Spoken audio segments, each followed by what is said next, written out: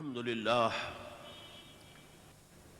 للہ وکفا والصلاة والسلام علی عباده الذین اصطفا خصوصا علی افضلهم وخاتم النبیین محمد الامین وعلی آلہ وصحبہ اجمعین. اما بعد فقد قال اللہ تبارک وتعالی كما ورد في سورة النساء اعوذ باللہ من الشیطان الرجیم بسم اللہ الرحمن الرحیم ان المنافقین فی الدرک الاسفل من النار. وقال عز وجل كما ورد في سورة التوبہ سواء علیہم استغفرت لهم ام لم تستغفر لهم ان تستغفر لهم 70 مرة فلن يغفر الله لهم. صدق اللہ العظیم. رب اشرح لي صدری ويسر لي امری واحلل عقدۃ من لسانی یفقہوا قولی. اللہم ربنا الہمنا رشدنا واعذنا من شرور انفسنا. اللہم ارنا الحق حقا وارزقنا اتباعہ وارنا الباطل باطلا وارزقنا اجتنابہ. آمین یا رب العالمین.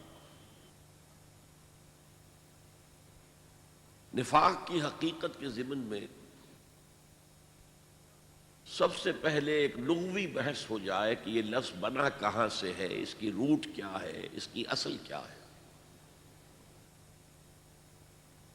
نفقن کہتے ہیں عربی زبان میں سرنگ کو. سرنگیں پچھلے زمانے میں بنائی جاتی تھیں. ایک شہر ہے، بہت بڑا قلعہ ہے، اس کے گرد فصیل ہے، پھر اس میں بادشاہ کا یا گورنر کا محل ہے. اب اگر کوئی غنیم حملہ کرتا ہے، وہ فصیل کے اندر بھی دراڑیں ڈال کر شہر میں داخل ہو گیا اور اب وہ محل کی طرف آگے بڑھ رہا ہے، تو اس بادشاہ کے لیے یا اس گورنر کے لیے اب بچاؤ کا راستہ کون سا ہے؟ سرنگیں کھودی ہوتی تھی جو محل سے شروع ہو کر زیر زمین چلتے چلتے باہر جا کر کہیں 2-3 میل کے فاصلے پر کھلتی تھی. یہ تحفظ کا ذریعہ تھا کہ جب یہ معلوم ہو کہ ہمارے ڈیفنسز شیٹر ہو گئے ہیں، اب جان بچانے کے لیے ظاہر بات ہے دروازے کی طرف تو نہیں جا سکتے، ادھر تو غنیم کا قبضہ ہے، تو یہ زیر زمین سرنگ کے ذریعے سے پھر بھاگ کر جان بچائی جاتی تھی. گویا کہ اس میں اصلاً تحفظ ذات پیش نظر تھا. اسی طرح نافقہ کہتے تھے عربی زبان میں گوہ کے بل کو. گوہ ایک جانور ہے جو زمین کے اندر بھٹ بناتا ہے اور اس بھٹ کے 2 راستے رکھتا ہے، ایک ادھر سے ایک ادھر سے. اس کا شکار اہل عرب کرتے تھے شکاری کتوں سے. اب اگر کسی کتے نے ادھر سے داخل ہونے کی کوشش کی تو گوہ دوسرے دروازے سے نکل کر بھاگ جاتا تھا، اگر ادھر سے آیا تو اس دروازے سے نکل کر بھاگ جاتا تھا. تو اس اعتبار سے تحفظ ذات جو ہے وہ اصل میں ان دونوں الفاظ کے اندر جو اس کی بنیادی روح ہے وہ اس میں مثمر ہے. اسی لیے ایسے انسان کو منافق کہا جاتا ہے، 2 منہ، کہ ان سے ملتا ہے تو کچھ اور کہہ رہا ہے، ان سے ملتا ہے تو کچھ اور کہہ رہا ہے. ان کے پاس جاتا ہے تو ان کے ساتھ دوستی گانٹتا ہے، ان کے مخالفوں کے پاس جاتا ہے تو ان کے ساتھ بھی اپنے گڈ باکس کے اندر رکھنا چاہتا ہے. یہ ہے اصل میں نفاق. اب نفاق کی بہت سی مختلف طرز کی تقسیمیں کی گئی ہیں نفاق کی حقیقت کو سمجھانے کے لیے. ایک ہے عقیدے کا نفاق، انسان جان بوجھ کر دھوکہ دے رہا ہو. اپنے بچاؤ کے لیے۔ ایک ہے عمل کا نفاق، اگرچہ دل کے اندر اس کا کوئی ارادہ ایسا نہ ہو، لیکن پھر بھی اس کے عمل کے اندر دو عملی پائی جاتی ہے۔ میں نے اسے ذرا مختلف انداز میں تقسیم کیا ہے۔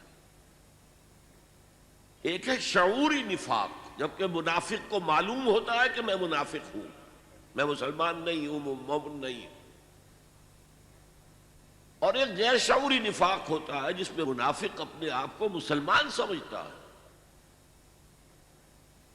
وہ دوسروں کو سمجھتا ہے کہ وہ غلط راستے پر جا رہے ہیں، میں تو مسلمان ہوں اور میں تو صاحب ایمان ہوں، اور حقیقت میں وہ منافق ہے۔ تو ایک شعوری نفاق ہے اور ایک غیر شعوری نفاق ہے۔ اس شعوری نفاق کے لیے دو مثالیں میں آپ کو دے سکتا ہوں۔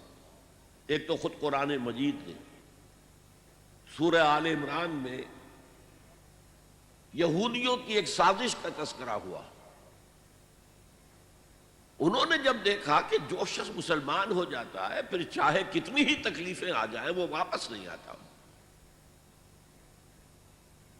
اس سے ایک ساکھ قائم ہو گئی تھی اسلام اور ایمان کی۔ یہ کوئی ایسی شے ہے جو انسان کو اتنا گہرا اطمینان، اتنی گہری خوشی عطا کرتی ہے کہ پھر وہ اسی کا ہو رہتا ہے، اسے کسی طرح بھی، کسی ترتیب سے، کسی ترکیب سے واپس کلیم نہیں کیا جا سکتا۔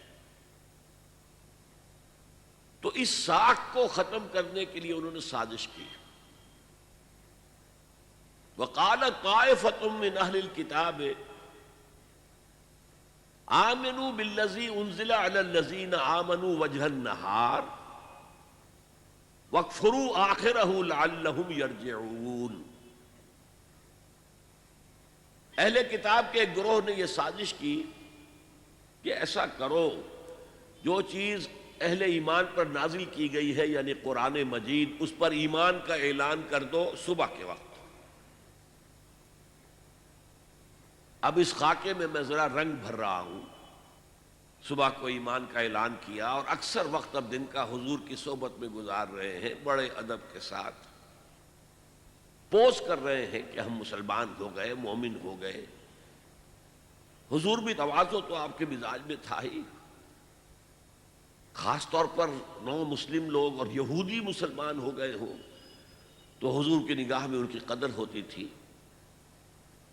شام کو انہوں نے اعلان کر دیا، جی ہم نے دیکھ لیا، جا کے قریب جا کر دیکھ لیا، کچھ نہیں، یہ تو سب دور کے ڈھول سہانے ہیں، ہم تو واپس جا رہے ہیں، یہودی ہو رہے ہیں۔ وَقَالَتْ طَائِفَةٌ مِّنْ أَهْلِ الْكِتَابِ آمِنُوا بِالَّذِي أُنزِلَ عَلَى الَّذِينَ آمَنُوا وَجْهَ النَّهَارِ، صبح کے وقت ایمان کا اعلان کرو، وَاكْفُرُوا آخِرَهُ، اور دن کے آخر میں شام کو، رات کو تم لوٹ آؤ، کفر کرو، لعلہم یرجعون، اس سے توقع ہے کہ ان میں سے بھی کچھ لوگ ٹوٹیں گے، سوچیں گے نا، سادہ دل لوگ سوچیں گے بھئی بڑے عالم لوگ تھے یہ یہود کے، اور بڑے خلوص کے ساتھ آئے تھے اور سارا دن بڑے ادب کے ساتھ حضور کی صحبت میں رہے ہیں، تو یہ جو اب واپس پھر گئے تو کچھ نہ کچھ تو دیکھا ہوگا نا انہوں نے۔ تو ڈگمگانے کا معاملہ، چونکہ وہاں کمزور ایمان والے موجود تھے مدینہ منورہ میں، منافق نہیں تھے، کمزور ایمان والے، اس کی وجہ میں پہلے بیان کر چکا ہوں اپنے خطاب میں کہ مکے میں تو یہ ہوتا تھا، وہی شخص ایمان کا اعلان کرتا تھا جس کے دل میں یقین آخری درجے کا پیدا ہو چکا ہوتا تھا، اسے معلوم تھا کہ جیسے ہی میں کہوں گا اشہد ان لا الہ الا اللہ واشہد ان محمد رسول اللہ، مجھے مار پڑنی شروع ہو جائے گی، گھر والوں کی طرف سے مخالفت ہوگی، سب دوستوں سے مخالفت ہوگی، سب سے کٹنا پڑے گا، سب کو چھوڑنا پڑے گا، ہو سکتا ہے مار پڑے۔ لہذا جس شخص کے دل میں پختہ یقین پیدا ہو جاتا تھا وہی جرأت کرتا تھا زبان سے کلمہ شہادت ادا کرنے کی۔ مدینے کا معاملہ مختلف تھا۔ اوس اور خزرج کے جو قبائل تھے، عرب، اصل عرب جو یمن سے آ کر یہاں آباد ہوئے تھے، جب وہاں بند ٹوٹا تھا اور پورا ملک تباہ ہو گیا تھا تو اس کے بعد جو لوگ وہاں سے نکلے عرب قبائل، وہ کچھ مدینے میں آ گئے، کچھ اور شام کی طرف چلے گئے، کچھ عراق کی طرف چلے گئے. تو یہ اوس اور خزرج کے دو قبیلے جو ہے مدینے میں آباد ہوئے. ان کے جو بڑے بڑے سردار تھے وہ سب ایمان لے آئے. تو اب پورے قبیلے نے کہا ٹھیک ہے، اپنے سرداروں کی پیروی میں ایمان لے آئے. نہ انہیں کوئی کوفت اٹھانی پڑی، نہ کوئی تکلیف اٹھانی پڑی، نہ گھر والوں کو چھوڑنا پڑا، کچھ بھی نہیں، کوئی قیمت دینی نہیں پڑی. حالات کس قدر مختلف تھے. لہذا ان میں پکے بھی تھے تو کچے بھی تھے، پختہ ایمان والے بھی تھے تو ذرا کمزور ایمان والے بھی تھے. اور ایسے کمزور ایمان والوں کے دلوں میں یہ وسوسہ اندازی کرنا بہت آسان تھا. جیسے میں نے آپ سے عرض کیا تھا، تحویل قبلہ پر یہودیوں نے شور مچا دیا تھا، اور بہت سے اہل ایمان جو ہے ان کے دلوں میں بھی وسوسہ پیدا ہو گیا تھا. یہودیوں نے کہا یہ کیسا رسول ہے، کیسا نبی ہے، اس کا قبلہ ہی معین نہیں. پہلے یہ شمال کی طرف رخ کر کے نماز پڑھ رہا تھا، اب یہ جنوب کی طرف رخ کر لیا ہے. تو قبلہ ہی جس کا معین نہ ہو وہ کہاں کا رسول، کہاں کا نبی. تو کچھ کمزور ایمان والے لوگ بھی ان کے پروپیگنڈے سے متاثر ہو گئے. چاہے زبان سے کچھ نہیں کہا، کہ دل کے اندر تو ایک وسوسہ پیدا ہو گیا نا. اسی لیے بڑی لمبی بحث آئی ہے. سورہ بقرہ کا 17واں رکوع، 18واں رکوع، 2 رکوع پورے اسی مضمون پر ہے. اور پھر 2 رکوع پہلے 14ویں رکوع میں فرمایا گیا ہے للہ المشرق والمغرب فأینما تولوا فثم وجہ اللہ. اور پھر 2 رکوع آگے جا کر کہا گیا لیس البر ان تولوا وجوہکم قبل المشرق والمغرب. اصل نیکی یہ نہیں ہے. اسی طریقے سے اس ترکیب سے ان کے پیش نظر یہ تھا کہ کچھ نہ کچھ تو لوگ ڈول جائیں گے نا. کچھ نہ کچھ لوگوں کے دلوں کے اندر تو یہ احساس ہوگا بھئی یہ لوگ آئے تھے بڑی شرافت کے ساتھ، اور یہ لوگ یہود کے علماء میں سے ہیں، یہ ایمان لائے اور یہ کس قدر ادب کے ساتھ حضور کی صحبت میں رہے. اب شام کو انہوں نے جو کفر کا اعلان کیا، واپس ہم تو یہودیت کی طرف جا رہے ہیں، آخر کچھ تو ہوگا نا جو انہوں نے دیکھا ہوگا. اب یہ نوٹ کر لیجئے کہ یہ لوگ جو چند گھنٹے ایمان میں رہے، مسلم تو مان لیا گیا انہیں، تو انہوں نے کلمہ شہادت ادا کیا ہے، لیکن ظاہر بات ہے انہیں معلوم تھا کہ ہم ایمان نہیں لائے ہیں، ہم مسلمان نہیں ہوئے ہیں. They knew it کہ یہ تو ہمارا فراڈ ہے، یہ تو ہماری ایک تدبیر ہے تاکہ مسلمانوں کو ہلائیں. اسی طرح کی ایک مثال ہو سکتی ہے، اور ایسا واقعہ ہوا بھی ہے پاکستان میں. کوئی غیر ملکی جاسوس آتا ہے، وہ ختنہ بھی کرا کے آتا ہے، داڑھی رکھ کر آتا ہے، نماز یاد کر کے آتا ہے، اور وہ آ کر کسی بارڈر کے قریب کسی گاؤں میں امام بن جاتا ہے مسجد کا. جی میں خدمت کرنا چاہتا ہوں اسلام کی، میں آپ سے کوئی تنخواہ بھی نہیں لوں گا، بس اسلام کی خدمت پیش نظر ہے. اور اکثر پاکستان میں جو مساجد کے ائمہ ہوتے ہیں وہ آتے ہیں، یہ جو علاقہ ہے پہاڑی علاقہ کوہستان کا، NWFB کا، یہاں سے آتے ہیں لوگ. وہاں پر یہ ابتدائی تعلیم جو ہے ناظرہ قرآن، حفظ قرآن، اس کا بہت چرچا ہے پٹھانوں کے ریجن میں. تو اکثر و بیشتر لوگ باہری سے آئے ہوئے ہوتے ہیں، ان کا یہ بھی کوئی انہی میں سے ہوگا. اب وہ وہاں پر ایک جاسوس کی حیثیت سے رہا اور کئی سال مسجد کا امام بنا رہا، اور چھپا ہوا اس کے پاس جو ہے ٹرانسمیٹر اس کے حجرے میں موجود تھا، اور وہ اطلاعات دے رہا تھا. ظاہر ہے اسے معلوم ہے میں اسلام نہیں لایا، میں ایمان نہیں لایا، میں تو صرف جاسوسی کے مقصد کے لیے مسلمان بنا ہوں.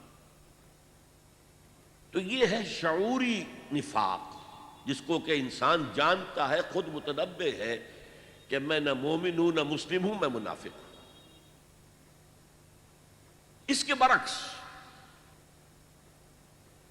دور نبوت کے دوران ہم جتنا نفاق دیکھتے ہیں وہ غیر شعوری نفاق تھا اکثر و بیشتر. اس کا پس منظر کیا ہے؟ ایک شخص تک اسلام کی دعوت پہنچی، اس کے دل نے گواہی دی ہاں یہ حق ہے، اس کی فطرت کے اندر اس کی طرف کشش پیدا ہو گئی. یا پورا قبیلہ ایمان لے آیا، وہ بھی ایمان لے آیا، کوئی دھوکہ دینے کی نیت نہیں تھی، منافق نہیں تھا، ایمان لایا تھا. لیکن اب مختلف قسم کے لوگ ہیں. کچھ لوگ تو وہ ہوتے ہیں جو کسی شے کو اختیار کرتے ہیں تو ہرچہ باد آباد، اب جو ہو سو ہو. ماں کشتی درا بنداختیم، اب ہم نے اپنی کشتی جو ہے سمندر میں ڈال دی ہے، اب جو ہو سو ہو. کشتی تیرے گی تو ہم بھی تیریں گے، ڈوبے گی تو ہم بھی ڈوبیں گے، تیار ہیں ہم اس کے لیے. جیسے طارق بن زیاد نے کشتیاں جلا دی تھی. جب کشتیاں جلا دی لوگوں نے کہا یہ تم نے کیا کیا، واپسی کا راستہ ہی ختم کر دیا. میں نے کہا میں یہی چاہتا ہوں تمہارے دل میں خیال تک نہ رہے کہ واپس جا سکتے ہیں ہم. تاریخ جو بر کنارہ اندلس سفینہ سوخت، جن جہازوں میں سوار ہو کر سمندر کراس کیا تھا جبل الطارق پہ، وہاں اترنے کے بعد انہیں آگ لگوا دی. کسی کو خیال ہی نہ رہے کہ یہاں سے بھاگ کر واپس جانے کی ہمارے پاس کوئی سبیل ہے. ہرچہ باد آباد ماں کشتی درا بنداختے، اب جو بھی ہو سو ہو. لیکن ایک کمزور طبیعت لوگ بھی ہوتے ہیں، ان کا نقشہ سورہ حج میں کھینچا گیا ہے. وَمِنَ النَّاسِ مَن يَعْبُدُ اللَّهَ عَلَى حَرْفٍ، کچھ لوگ ایسے بھی ہیں جو اللہ کی عبادت کرنا چاہتے ہیں کنارے کنارے کنارے، ڈیپ واٹر میں نہیں جانا چاہتے، رسک نہیں لینا چاہتے، کنارے کنارے. وَمِنَ النَّاسِ مَن يَعْبُدُ اللَّهَ عَلَى حَرْفٍ فَإِنْ أَصَابَهُ خَيْرٌ اطْمَأَنَّ بِهِ، اگر خیر ہے، خیریت ہے، مال غنیمت میں سے مل رہا ہے اور کوئی آپ کے لیے آزمائش نہیں آ رہی ہے تو بڑے مطمئن ہیں، اپنے اسلام کا بڑھ چڑھ کر دعویٰ کر رہے ہیں. صادق الایمان لوگوں سے بھی بڑھ چڑھ کر، جیسے کہ ہم پڑھ چکے ہیں سورہ حجرات میں، اتعلمون اللہ بدینکم، کیا تم اللہ کو اپنا دین جتلانا چاہتے ہو؟ واللہ یعلم ما فی السماوات وما فی الارض. میں نے اس وقت آپ کو بتایا تھا ہریانے کی زبان کا ایک محاورہ، تھوتھا چنا باجے گھنا. وہ چنا جس کو اندر سے کیڑا کھا چکا ہو، اوپر جو چھلکا تو ہے اندر کچھ نہیں ہے، اس میں آواز زیادہ ہوتی ہے، کھنکتا ہے، جیسے خالی برتن کھنکتا ہے. ایسے ہی وہ لوگ کہ جن کے اندر ایمان نہیں تھا وہ زیادہ کھنکتے تھے، زیادہ جو ہے اپنا احسان جتاتے تھے، ہم تو لڑے بھیڑے بغیر ایمان لے آئے. تو یہی حال المنافقین کا تھا. جب ان کے سامنے اب تقاضے آئے، مطالبے آئے، اچھا بھائی ایمان لائے ہو تو اب نکلو اللہ کی راہ میں، جان ہتھیلی پر رکھو، آؤ، قتال کا مرحلہ شروع ہو چکا. اب یہ ذرا پیچھے کو ہٹتے تھے. اسے ارتداد کہتے ہیں. ارتداد ایک تو یہ ہے کہ کھلم کھلا کوئی شخص اسلام کو چھوڑ کر مرتد ہو گیا، عیسائی ہو گیا یا کچھ اور ہو گیا، مرتد. ایک ارتداد ہے پیچھے پسپائی اختیار کرنا، قدم بہ قدم پیچھے ہٹنا. یا اگر وقت آیا ہے کہ حضور نے کہا بھائی اب ایک ایسی ضرورت ہے اور ایسی مہم درپیش ہے جس کے لیے مال کی ضرورت ہے، تو آؤ اب انفاق کرو، خرچ کرو اللہ کی راہ میں. ان دونوں سے ان کی جان جاتی تھی. اب اگر تو ان میں صرف ضعف ایمان تھا، ایمان کی کمزوری تھی، تو اگر تقصیر ہو جاتی تھی، کوتاہی ہوتی تھی، تو وہ اس کا اعتراف کرتے تھے اور حضور کے پاس آ کر کہتے تھے حضور ہم سے غلطی ہو گئی، ہم نہیں جا سکے آپ کے ساتھ مہم پر، آپ ہمارے لیے استغفار کریں اللہ سے. جب تک تو یہ صورت تھی تو اسے نفاق نہیں کہا جا سکتا. اعتراف ہو اور استغفار اللہ سے بھی کیا جائے، پروردگار معاف فرما دے، مجھ سے کوتاہی ہوئی ہے، اور اے نبی آپ بھی میرے لیے استغفار کریں تاکہ اللہ تعالیٰ جو ہے مجھے معاف کر دے. تو ضعف ایمان تو ہے، نفاق نہیں ہے. قرآن مجید نے ضعف ایمان کو تعبیر کیا ہے مرض فی قلوبہم مرض فزادہم اللہ مرضا. ان کے دلوں میں ایک روگ ہے تو اللہ نے اس روگ کو بڑھا دیا ہے. اللہ کا قانون یہ ہے کہ آپ ہدایت کے راستے پر چلنا چاہیں، ہدایت کا راستہ کھولتا چلا جائے گا اور ہمت آپ کو دیتا رہے گا، بڑھتے جاؤ بڑھتے جاؤ بڑھتے جاؤ. غلط راستے پہ جانا چاہتے ہیں اللہ تعالیٰ وہ کھول دے گا.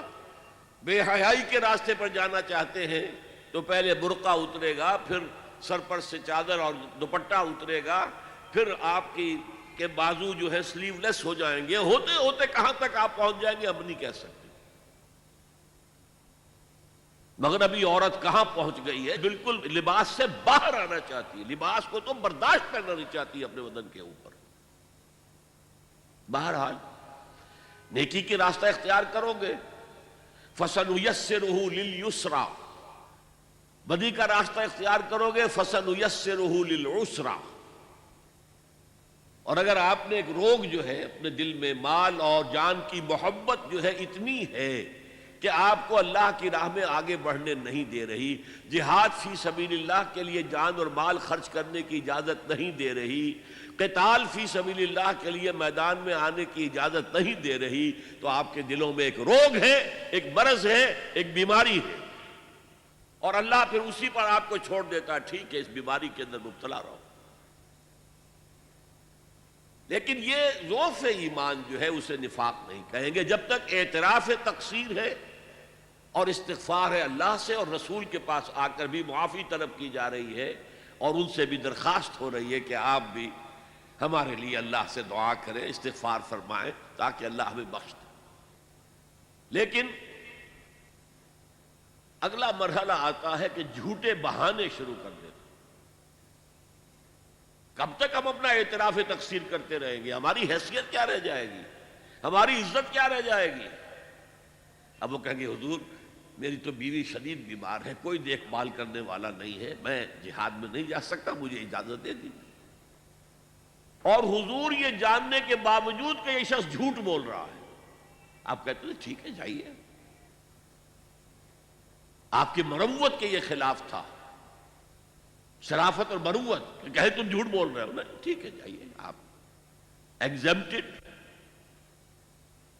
اب یہ جھوٹ جب شروع ہوا تو نفاق کی پہلی سٹیج آ گئی. جیسے ٹوبرکلوسس کی 3 سٹیجز پہلے زمانے میں ہوتی تھی، first stage, second stage, third stage. Third stage پر آنے کے بعد مرض لا علاج ہوتا تھا. اب تو خیر ٹھیک ہے دوائیاں بہت سی ایجاد ہو گئی ہیں، لیکن تھرڈ سٹیج کو پہنچ کر پھر پچھلے زمانے میں کوئی توقع نہیں ہوتی تھی کہ اب دوبارہ صحت یاب ہو سکتا ہے. پہلی سٹیج اور سیکنڈ سٹیج میں اگر کچھ علاج ہو جائے تو بچنے کی توقع ہے. تو پہلی سٹیج یہ کہ جھوٹے بہانے بنانے شروع کیے. اس آیت کا ترجمہ رہ گیا، میں سورہ حج کا جو بیان کر رہا تھا، وَمِنَ النَّاسِ مَن يَعْبُدُ اللَّهَ عَلَى حَرْفٍ، لوگوں میں سے وہ بھی ہیں جو اللہ کی اطاعت اور بندگی کرنا چاہتے ہیں، پرستش کرنا چاہتے ہیں، لیکن کنارے کنارے بچ کر.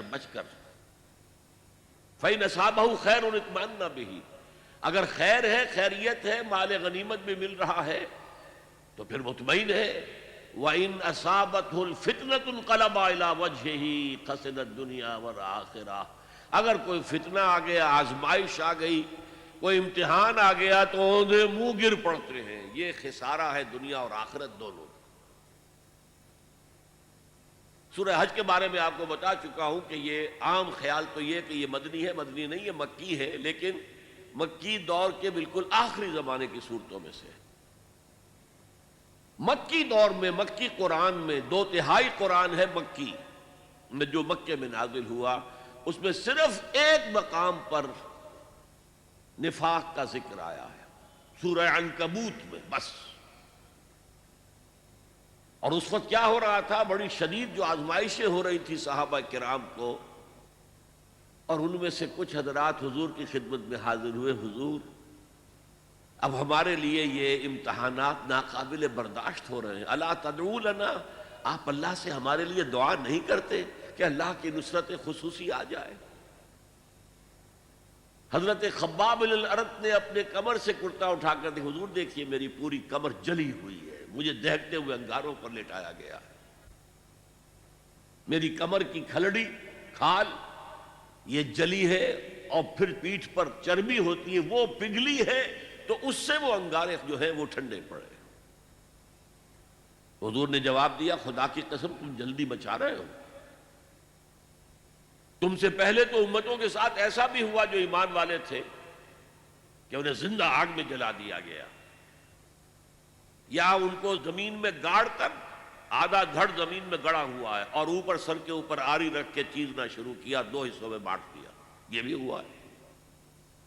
اور لوہے کے کندھوں سے ان کے جسم سے ہڈیوں پر سے گوشت کھرچ دیا گیا، لیکن وہ پھر بھی ثابت قدم رہے۔ تم ابھی سے گھبرا گئے۔ اس وقت سورہ عنکبوت بھی نازل ہوئی، الف لام میم احسب الناس ان یترکوا ان یقولوا آمنا وهم لا یفتنون۔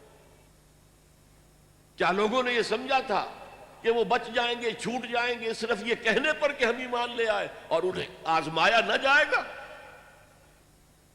وَلَقَدْ فَتَنَّا الَّذِينَ مِن قَبْلِهِمْ، ہم نے جو بھی ان سے پہلے اس راستے پر آئے انہیں آزمایا، خوب آزمایا۔ فَلَيَعْلَمَنَّهُ الَّذِينَ آمَنُوا صَدَقُوا وَلَيَعْلَمَنَّ الْكَاذِبِينَ، اللہ لازماً ظاہر کر دے گا کون سچے ہیں اپنے دعوی ایمان میں اور کون جھوٹے، جھوٹ موٹ کا دعویٰ کر رہے ہیں۔ اور آگے چل کر اسی رکوع میں فرمایا وَلَيَعْلَمَنَّ اللَّهُ الَّذِينَ آمَنُوا وَلَيَعْلَمَنَّ الْمُنَافِقِينَ، اور اللہ تعالیٰ کھول دے گا کون ہے صاحب ایمان اور کون منافق ہے۔ بس یہ ایک لفظ ہے پورے مکی قرآن میں۔ یہ مرض اصل میں ظاہر ہوا ہے مدینے میں آ کر۔ اچھا، پہلی سٹیج تو یہ ہوئی کہ جھوٹے بہانے بنانے شروع کیے۔ اس کے بعد محسوس ہوا کہ ہم جب جھوٹے بہانے بناتے ہیں تو لوگ زیر لب مسکراتے ہیں کہ یہ تو ان کی عادت ہی ہے جھوٹے بہانے بنانا۔ اب انہوں نے سہارا لیا قسموں کا، خدا کی قسم، واللہ تاللہ، اللہ جانتا ہے، اللہ گواہ ہے کہ میری یہ مجبوری ہے، میری یہ مشکل ہے، میرا یہ مسئلہ ہے، میں نہیں نکل سکتا اللہ کی راہ میں۔ اب یہ اصل میں ٹی بی کا مرض، نفاق کا مرض اب دوسری سٹیج میں داخل ہو گیا۔ کچھ آگے بڑھ کر یہ ہوتا تھا کہ ایک دشمنی سی پیدا ہو جاتی تھی دل میں حضور کے خلاف اور صادق الایمان مسلمانوں کے خلاف، کہ یہ انہوں نے ہمیں مشکل میں ڈال دیا ہے۔ ہم ایمان لائے تھے، ہمیں کیا پتا تھا کہ ایمان کے تقاضے یہ ہوں گے؟ ہم سمجھے تھے بس ایک عقیدہ ہے، بدل لیا، اللہ خیر صلی اللہ۔ یہ تقاضے تو بڑے بھاری ہیں، ان کو پورا کرنا تو آسان نہیں ہے۔ وہ جو اقبال کہتا ہے تو بچا بچا کے نہ رکھ اسے، تیرا آئینہ ہے وہ آئینہ کہ شکستہ ہو تو عزیز تر ہے نگاہ آئینہ ساز میں۔ جان اور مال بچاؤ نہیں، خرچ کرو۔ آئینہ ٹوٹا ہوا کس کو پسند آتا ہے؟ اللہ کو تو تمہاری ٹوٹی ہوئی لاش زیادہ پسند ہے بنسبت تمہارے زندہ وجود کے۔ حضرت حمزہ کی لاش جب آئی تھی حضور کی نگاہوں کے سامنے، ناک کٹی ہوئی ہے، کان کٹے ہوئے ہیں، پیٹ چاک کر کے کلیجہ چبایا گیا ہے، اللہ کی نگاہ میں اس کٹے پھٹے جسم کی جو قدر ہوگی اس کا ہم اندازہ نہیں کر سکتے۔ تو بچا بچا کے نہ رکھ اسے، تیرا آئینہ ہے وہ آئینہ کہ شکستہ ہو تو عزیز تر ہے نگاہ آئینہ ساز میں۔ آئینہ ساز اللہ ہے۔ تو ایک تو دشمنی ہو جاتی تھی رسول سے، اور اس میں ایک خاص واقعہ میں آپ کو بتا دوں۔ حضور نے مدینہ تشریف آوری کے 6 مہینے کے بعد 7ویں مہینے سے چھوٹے چھوٹے چھاپا مار دستے بھیجنے شروع کر دیے to threaten the lifeline of Mecca. مکے کی جو ساری معیشت تھی وہ تجارت پر تھی، اور اگر آپ تاریخی حیثیت سے جاننا چاہیں کہ یہ لنک بن گئے تھے trade between east and west. دیکھیے، جب تک نہر سویز نہیں تھی تو مشرق و مغرب کے درمیان سمندری راستہ تو کوئی نہیں تھا۔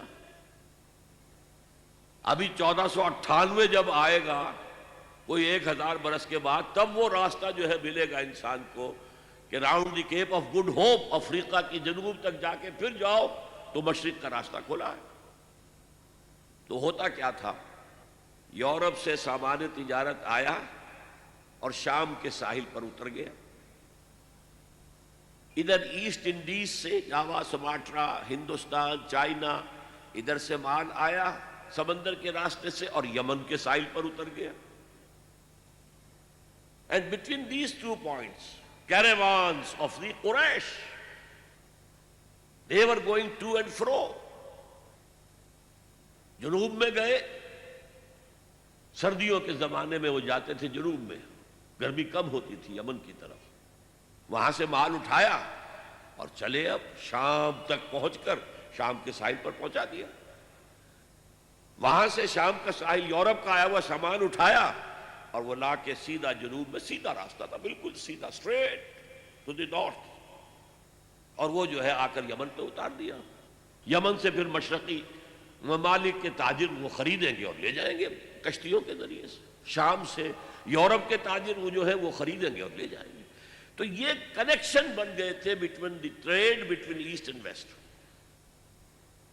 اور ان کو یہ سہولت حاصل تھی، پروٹیکشن حاصل تھی کہ کوئی بھی قبیلہ عرب کا ان کے کیروان کے اوپر حملہ نہیں کر سکتا تھا، because they were the custodians of Kaaba, اور تمام قبیلوں کے بت کعبے میں رکھے ہوئے تھے، as if they were hostages with them. کوئی قبیلہ ان کے خلاف جارحیت کرے گا تو وہ اس کے بت کی گردن مروڑ کر باہر پھینکیں گے۔ اس وجہ سے انہیں اس پوری تجارت کے اندر، اور ان کی جو مالی حیثیت بہت بہتر تھی قریش کی بقیہ پورے عرب سے، اس کا سبب یہ تھا۔ اب حضور نے کیا کیا؟ اسے تھریٹن کیا، we are very much here now, this can be called the economic blockade of Mecca. یہ تھا پھر جس کے نتیجے میں، اچھا اس وقت تک قرآن مجید میں قتال کا حکم نہیں آیا تھا، یہ حضور کی اپنی تدبیر تھی، اپنا اجتہاد تھا۔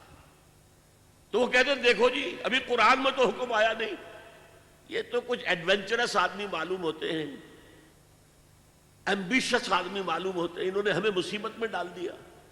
پھر ان کا کہنا یہ تھا کہ بھائی دعوت سے، تبلیغ سے، نصیحت سے، ٹھنڈی ٹھنڈی باتوں سے اپنی بات پھیلاؤ، یہ کیا چھیڑنا قریش کو کہ پھر جنگوں کا آغاز ہو جائے۔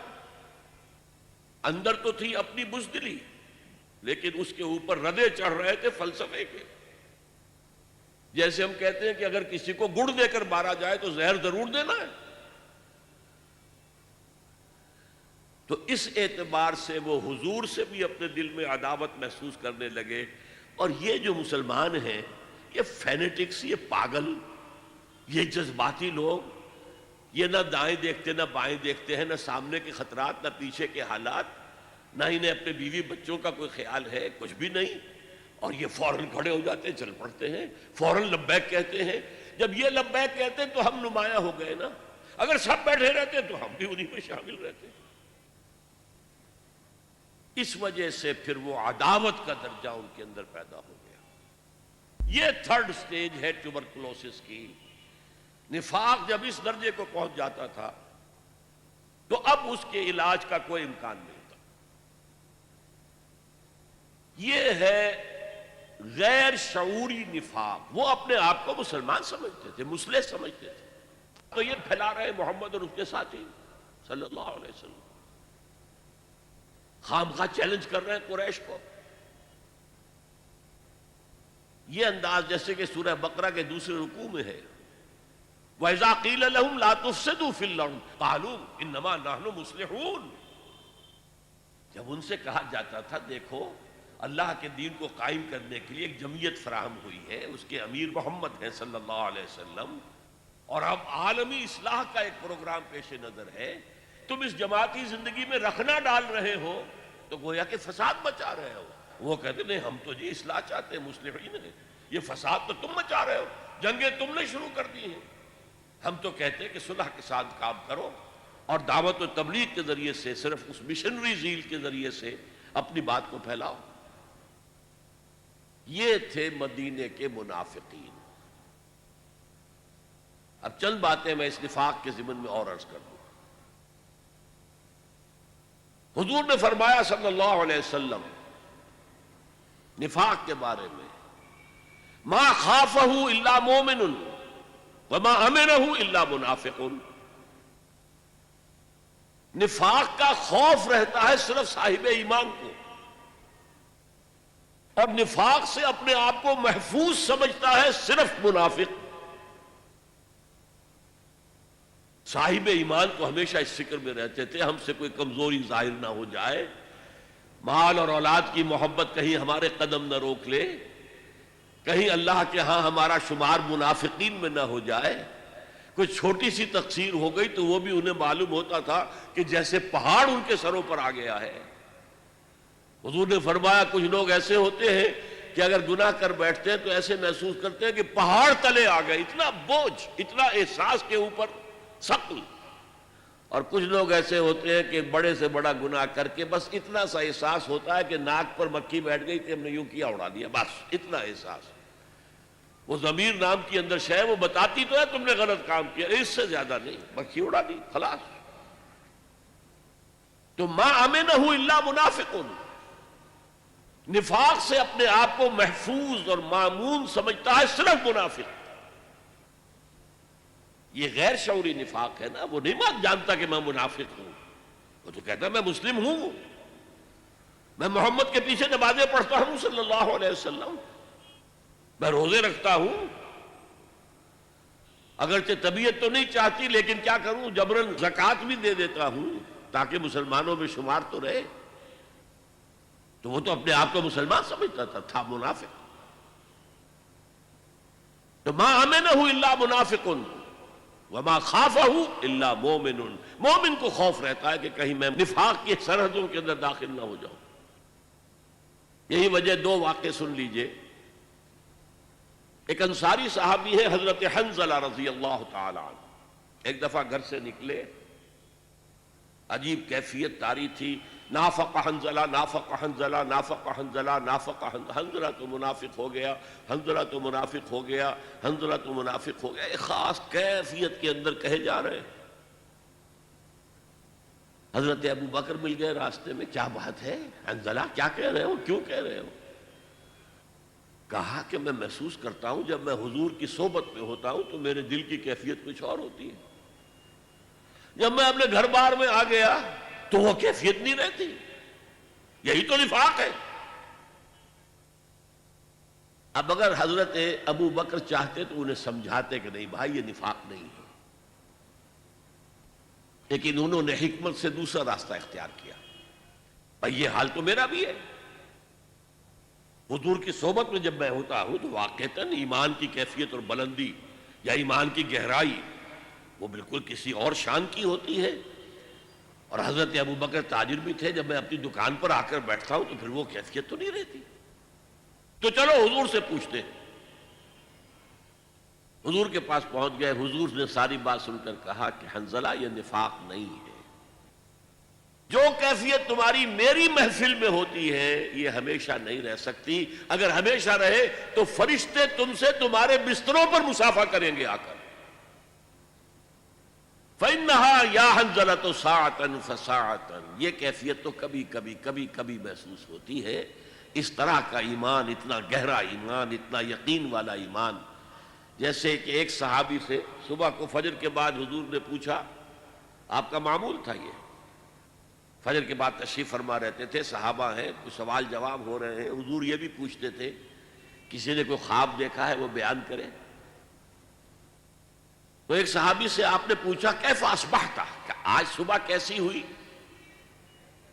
عرض کیا اصبحت مومنا حقا یا رسول اللہ، اے اللہ کے رسول مجھے صبح ایک سچے مومن کی صبح نصیب ہوئی۔ اب یہ جواب بڑا غیر معمولی تھا، اصبحت مومنا حقا۔ آپ نے فرمایا لکل شیء صفت فما صفت ایمانک، ہر شے کی کوئی صفت ہوتی ہے جس کے حوالے سے وہ پہچانی جاتی ہے، تو تم جو دعویٰ ایمان کا کر رہے ہو تو تمہارے ایمان کی صفت کیا ہے، کیفیت کیا ہے؟ جواب دیا کانی انظر الی الجنہ وکانی انظر الی النار، میرے یقین کی کیفیت یہ ہے کہ جیسے کہ میں جہنم کو اپنی آنکھوں سے دیکھ رہا ہوں اور جنت کو اپنی آنکھوں سے دیکھ رہا ہوں۔ تو ایمان کی یہ گہرائی بھی ہوتی ہے، جیسے کہ اسی حدیث جبرائیل میں تیسرا سوال یہ تھا اخبرنی عن الاحسان، مجھے بتائیے کہ احسان کیا ہے، روحانیت کا بلند مقام کیا ہے، اسلام کیا ہے، جواب دے دیا آپ نے، ایمان کیا ہے، جواب دے دیا آپ نے، اب احسان بتائیے کیا ہے؟ فرمایا ان تعبد اللہ کانک تراہ فَإِن لَّمْ تَكُن تَرَاهُ فَإِنَّهُ يَرَاكَ۔ تم اللہ کی پرستش اور بندگی ایسے کرو گویا کہ تم اسے دیکھ رہے ہو اپنی آنکھوں سے، اور اگر یہ نہیں تو کم سے کم یہ محسوس ہوتا رہے کہ اللہ مجھے دیکھ رہا ہے، استحضار رہے۔ یہاں چونکہ جو روایت زیادہ مشہور ہے حضرت عمر فاروق سے رضی اللہ تعالیٰ عنہ، اس میں ہے تعبد اللہ۔ دوسری روایت میں ان تخشى اللہ کانک تراہ فإن لم تکن تراہ فإنہ یراک، تمہارے دل میں اللہ کی خشیت اتنی ہو جائے جیسے کہ تم اللہ کو دیکھ رہے ہو، اللہ کے حضور میں حاضر ہو۔ اور ایک میں آیا ہے ان تعمل للہ کانک تراہ فإن لم تکن تراہ فإنہ یراک، اللہ کے لیے بھاگ دوڑ، محنت، جد و جہد، جہاد، قتال اس کیفیت کے ساتھ کرو گویا کہ تم اللہ کو دیکھ رہے ہو، اور ورنہ کم سے کم یہ یقین رہے کہ اللہ تمہیں دیکھ رہا ہے۔ تو یہ احسان ہے۔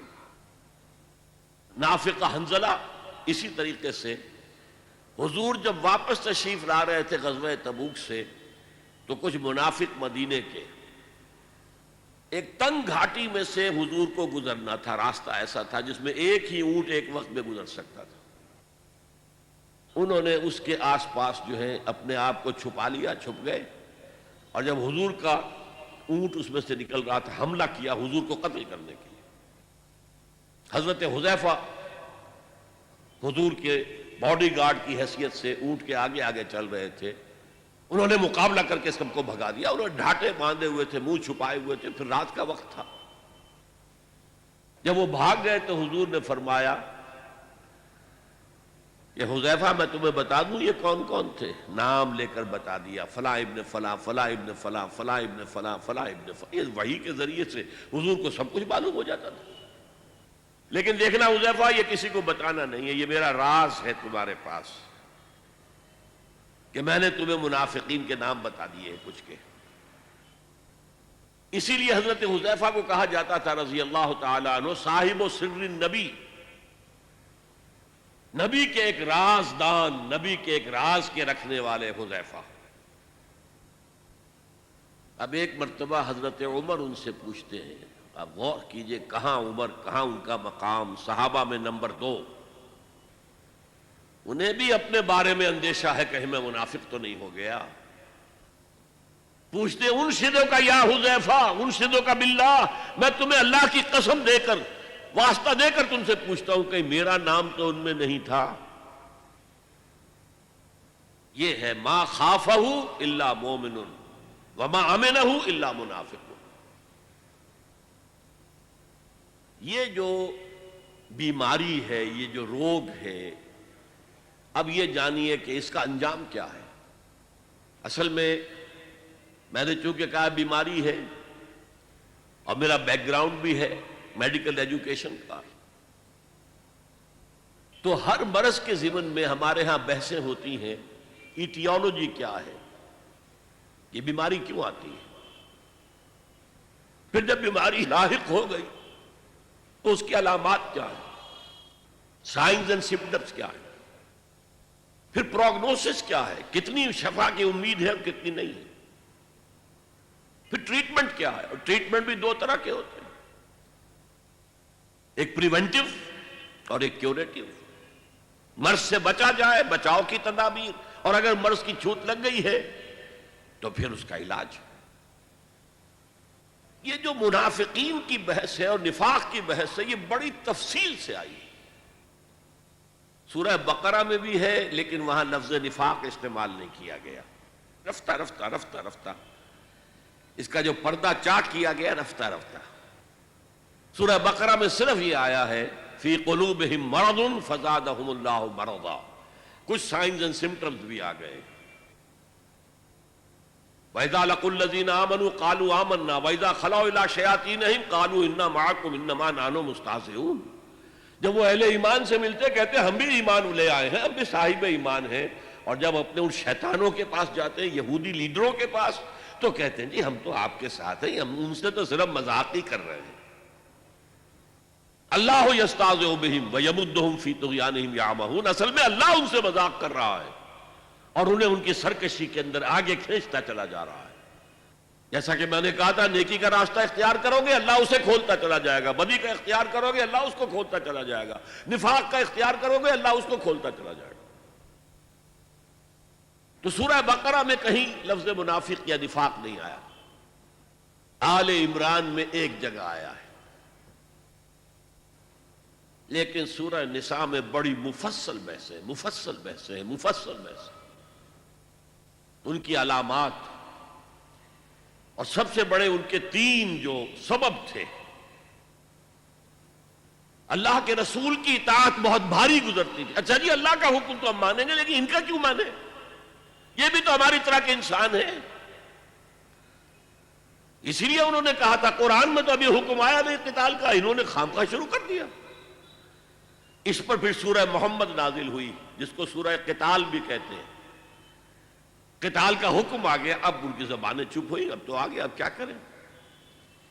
جب وہ سورت اتری تو قرآن مجید میں اسی صورت میں ہے کہ آپ دیکھتے ہیں منافقین کو کہ اب ان کی آنکھیں ایسی پتھرا رہی ہیں جیسے کہ کوئی مرنے والے شخص کی آنکھیں پتھراتی ہیں، اب تو کوئی رہا ہی نہیں حضور۔ سورہ نساء میں بہت بحث ہے۔ پھر جہاد اور قتال سے بچنے والے وہ منافق ہیں، پھر جو ہجرت نہیں کرتے وہ منافق ہیں۔ مال و اولاد زیادہ پسند ہے، کیسے چھوڑ کر چلے جائیں؟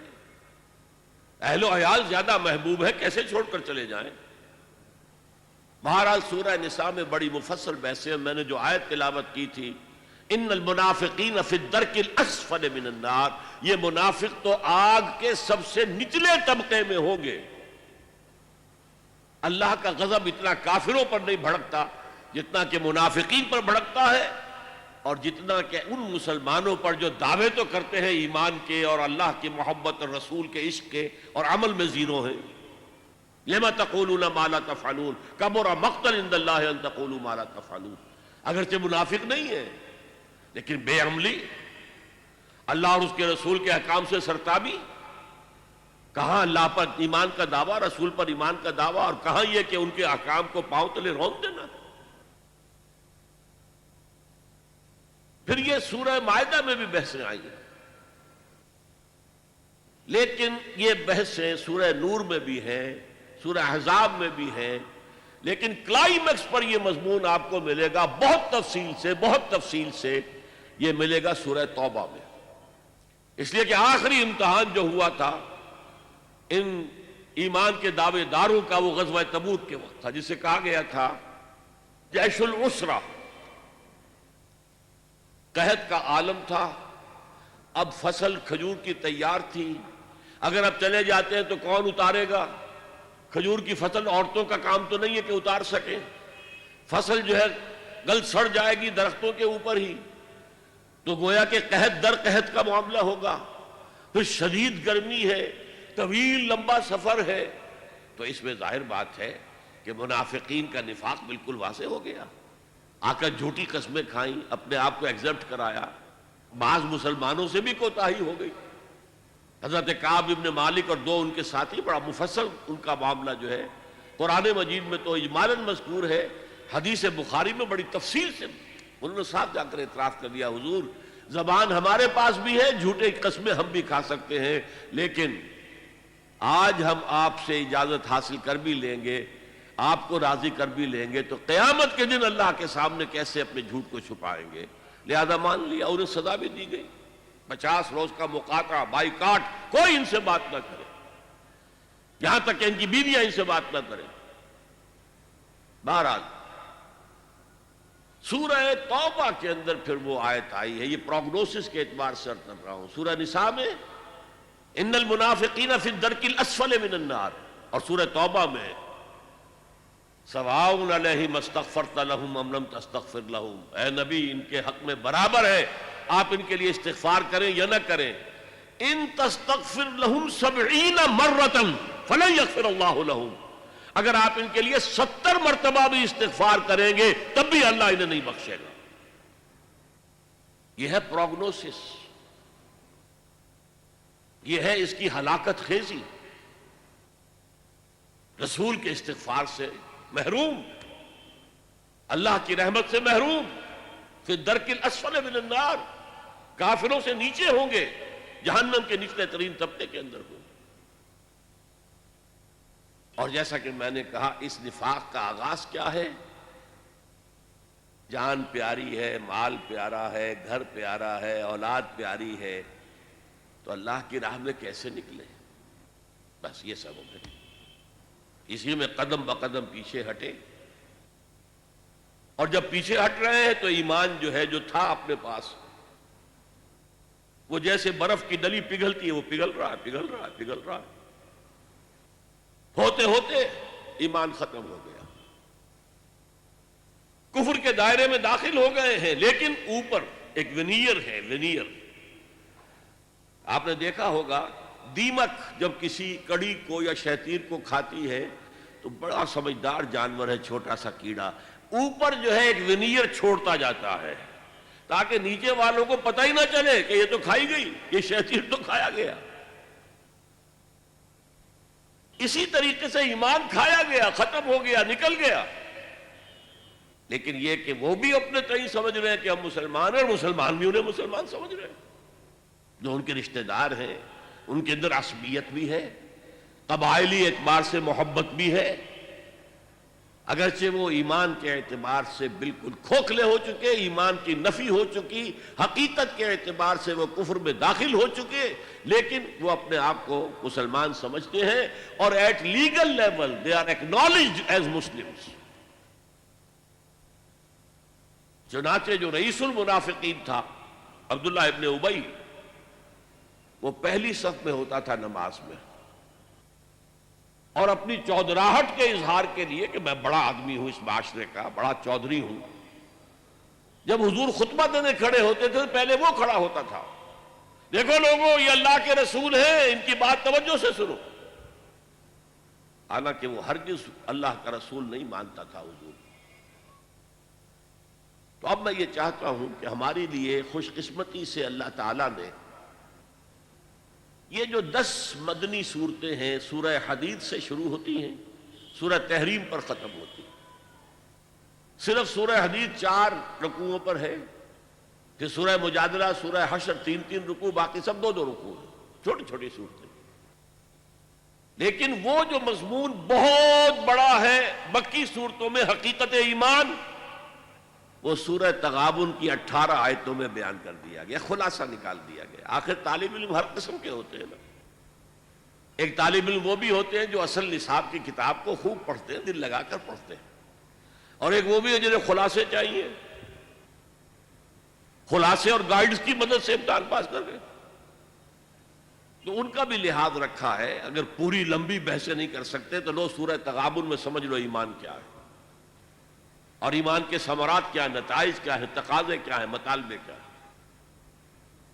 اسی طریقے سے منافقین کی بحث، نفاق کی بحث تفصیل سے تو ہے سورہ نساء میں، سورہ توبہ میں، لیکن یہ کل 11 آیتیں ہیں، اس میں اس کا ایسا حکیمانہ انداز میں بیان ہوا ہے۔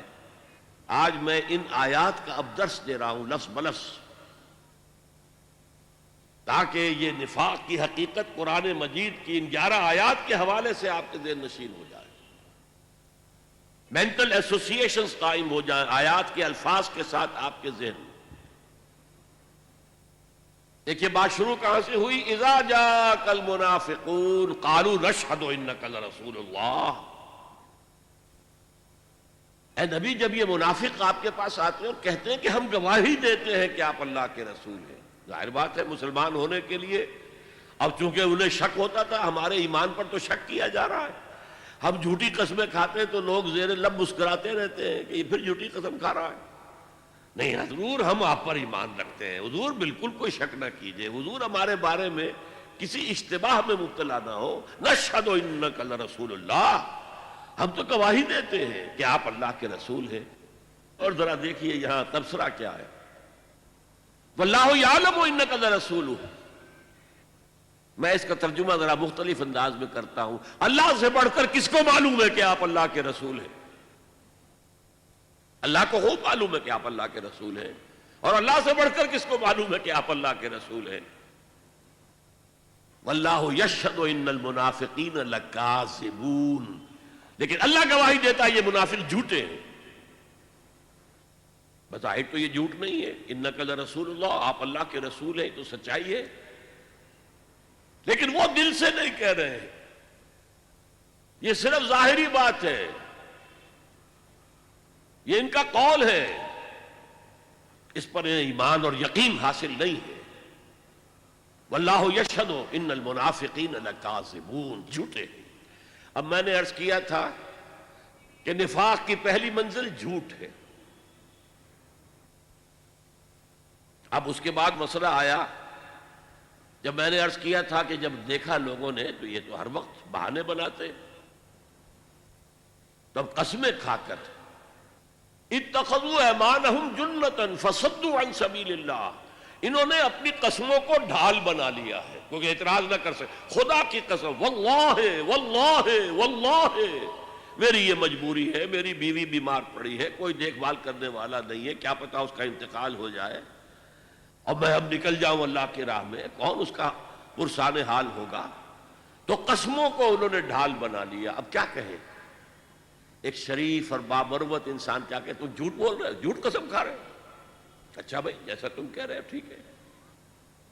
تو انہوں نے گویا کہ جو تقاضا تھا اللہ کی راہ کا، جو اللہ کی راہ میں نکلو، انفاق کرو، خرچ کرو اور اللہ کی راہ میں جان ہتھیلی پر رکھ کر نکل آؤ، تو اس سے روکا اپنے آپ کو، جیسے تلوار کے وار سے آپ ڈھال کے ذریعے روکتے ہیں، اپنے آپ کو بچاتے ہیں۔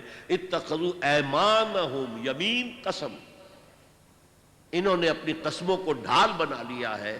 فصدوا عن سبیل اللہ، ترجمہ بہت ٹھیک کیا گیا تھا۔ صدہ یا سدو کے دو معنی ہیں، خود بھی رک جانا، دوسروں کو بھی روکنا۔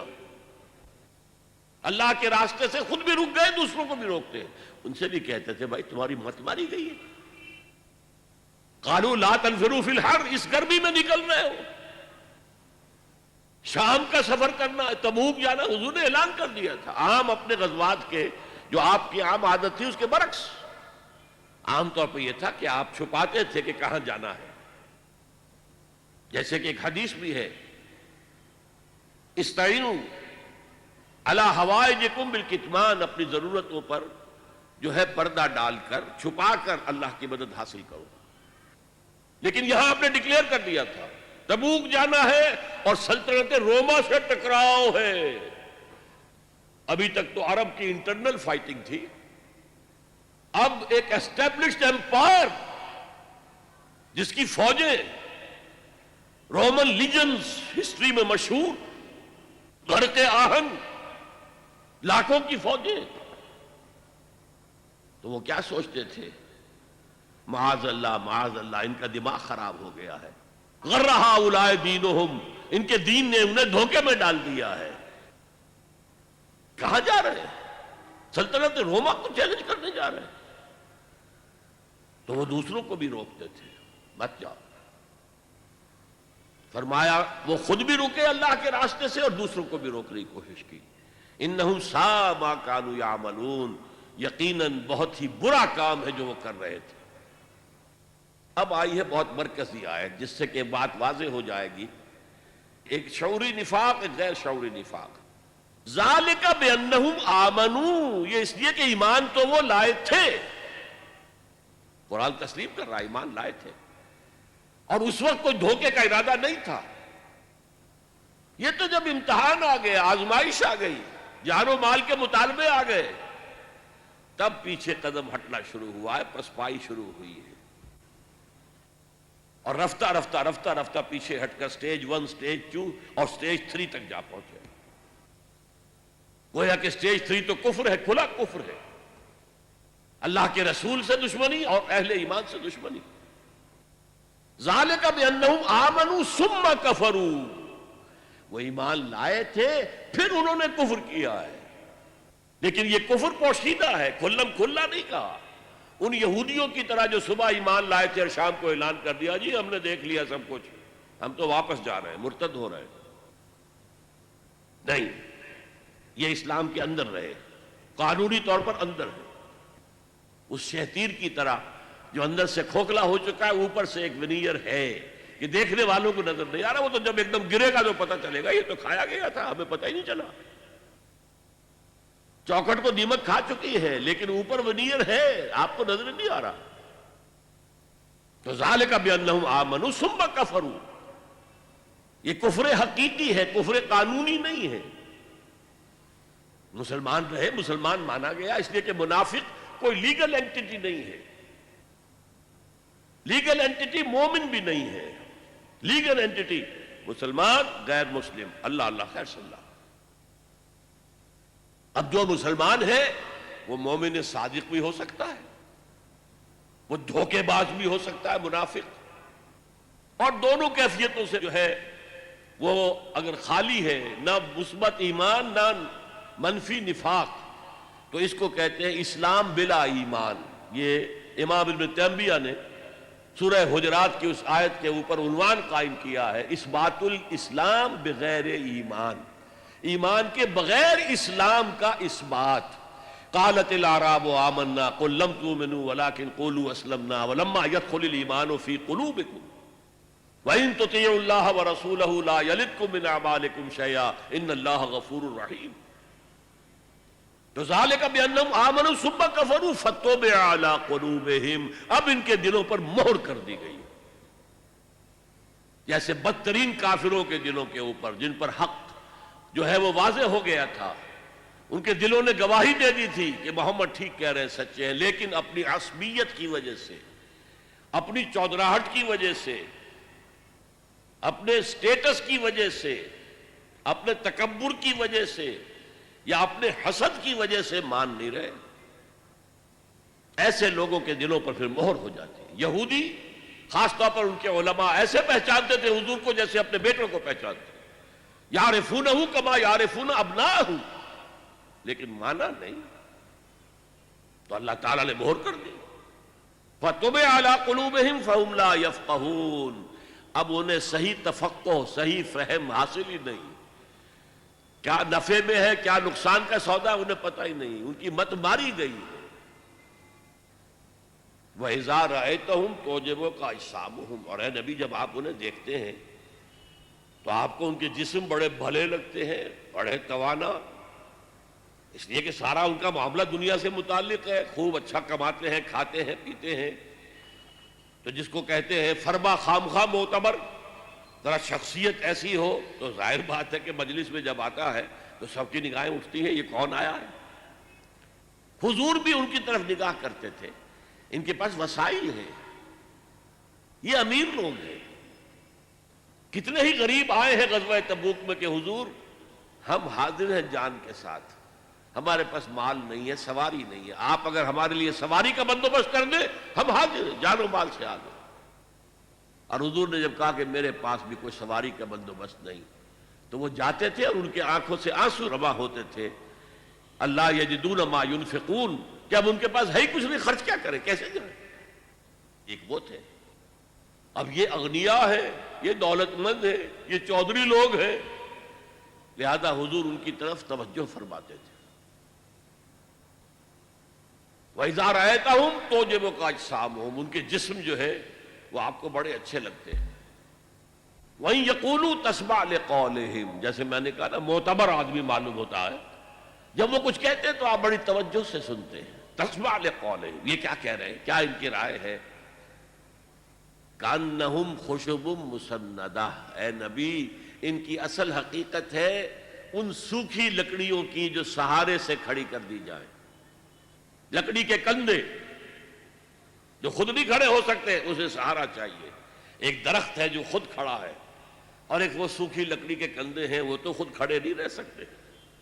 کأنہم خشب مسندہ یحسبون کل صیحۃ علیہم، ان کی جان ہر وقت نرستی رہتی ہے، وہ کوئی بھی آواز ہوتی ہے، کوئی بھی شور آتا ہے، وہ سمجھتے ہیں آئی مصیبت ہماری، یقیناً کوئی حملہ ہونے والا ہے یا حملہ ہو گیا ہے، لہذا اب پھر مصیبت آئے گی ہماری۔ کہا جائے گا آؤ دفاع کرو، اب ادفعوا قاتلوا فی سبیل اللہ، اب ادفعوا، اللہ کی راہ میں جنگ کرو یا کم سے کم دفاع تو کرو، تو ان کی جانوں پر بن جاتی ہے۔ ہم العدو فاحذرہم، اے نبی یہی دشمن ہے، اصل دشمن یہ ہے، مارے آستین یہ ہے، یہ آستین کے چھپا ہوا سانپ ہے جو اندر سے ڈسے گا۔ فاحذرہم، آپ ان سے بچ کر رہیے۔ یہ ہے وہ تھرڈ سٹیج، ہم العدو، عداوت، اللہ کے رسول کی عداوت۔ اہل ایمان جو رسول کی ہر پکار پر لبیک لبیک یا رسول اللہ، ہم حاضر ہیں اللہ کے رسول، جس کی وجہ سے ہم نمایاں ہو جاتے، ہم بیٹھے رہے، ہم نے جا کے پھر بعد میں معذرت کی، حضور یہ معاملہ یہ معاملہ یہ معاملہ ہے، مجھے تو آپ مستثنیٰ کر دیجئے۔ قاتلہم اللہ، اللہ انہیں ہلاک کرے، برباد کرے۔ انا یوفکون، یہ کہاں سے الٹے پاؤں پھرے جا رہے ہیں، ان کی بدبختی تو ملاحظہ ہو۔ قسمت کی خوبی دیکھیے، ٹوٹی کہاں کمند، دو چار ہاتھ جب کہ لبے بام رہ گیا، ایمان کی توفیق ملی، گمراہیوں سے نکلے، محمد کی صحبت سے فیضیاب ہوئے صلی اللہ علیہ وسلم، اور اب کہاں جا رہے ہیں، کس انجام کی طرف جا رہے ہیں؟ قاتلہم اللہ انا یوفکون۔ اب ان کے تکبر کا نقشہ، وَإِذَا قِيلَ لَهُمْ تَعَالَوْا يَسْتَغْفِرْ لَكُمْ رَسُولُ اللَّهِ، جب ان سے کہا جاتا ہے بھئی آؤ اللہ کے رسول کے پاس آؤ، اپنی غلطی کے اوپر اعتراف کر لو، اس کو مان لو، اللہ کے رسول بھی تمہارے لیے استغفار کریں گے، اللہ بخش دے گا۔ جب ان سے کہا جاتا ہے وَإِذَا قِيلَ لَهُمْ تعالوا، آؤ، یستغفر لکم رسول اللہ، اللہ کے رسول تمہارے لیے استغفار کریں گے، لووا رؤوسہم، وہ اپنے سروں کو مٹکاتے ہیں، ہاں ہاں جی ہاں ہاں ہاں آئیں گے، آ جائیں گے، ورأیتہم یصدون، تم دیکھتے ہو وہ رکتے ہیں، نہیں آنا چاہتے، وہم مستکبرون، اور ان کا یہ پیچھے رکنا استکبار کی وجہ سے، تکبر کی وجہ سے۔ ہم کیوں جا کر محمد سے معافی مانگے صلی اللہ علیہ وسلم؟ سواء علیہم استغفرت لہم ام لم تستغفر لہم، ان کے حق میں برابر ہے، خواہ آپ استغفار کریں ان کے لیے، خواہ نہ کریں، لن یغفر اللہ لہم، اللہ ہرگز انہیں معاف نہیں کرے گا۔ یہ آیت اس سے شدید تر کیفیت کے ساتھ سورہ توبہ میں آ چکی ہے، جو میں آپ کو سنا چکا۔ استغفر لہم او لا تستغفر لکم ان تستغفر لہم 70 مرۃ فلن یغفر اللہ لہم، اے نبی آپ ان کے حق میں استغفار کریں یا نہ کریں، اگر آپ 70 مرتبہ استغفار کریں گے تب بھی اللہ انہیں معاف نہیں کرے گا۔ ان اللہ لا یہدی القوم الفاسقین، یقیناً اللہ ایسے فاسقوں کو، ایسے ناہنجاروں کو زبردستی ہدایت نہیں دیتا، اللہ کا قاعدہ یہ نہیں ہے، جو چاہے ہدایت پر آئے، فمن شاء فلیؤمن ومن شاء فلیکفر، ہم نے تو لوگوں کو اختیار دے رکھا ہے، جو چاہے وہ ایمان لائے، جو چاہے کفر کی روش اختیار کرے، جو چاہے نفاق کا راستہ اختیار کر لے، ہماری طرف سے فری چوائس ہے۔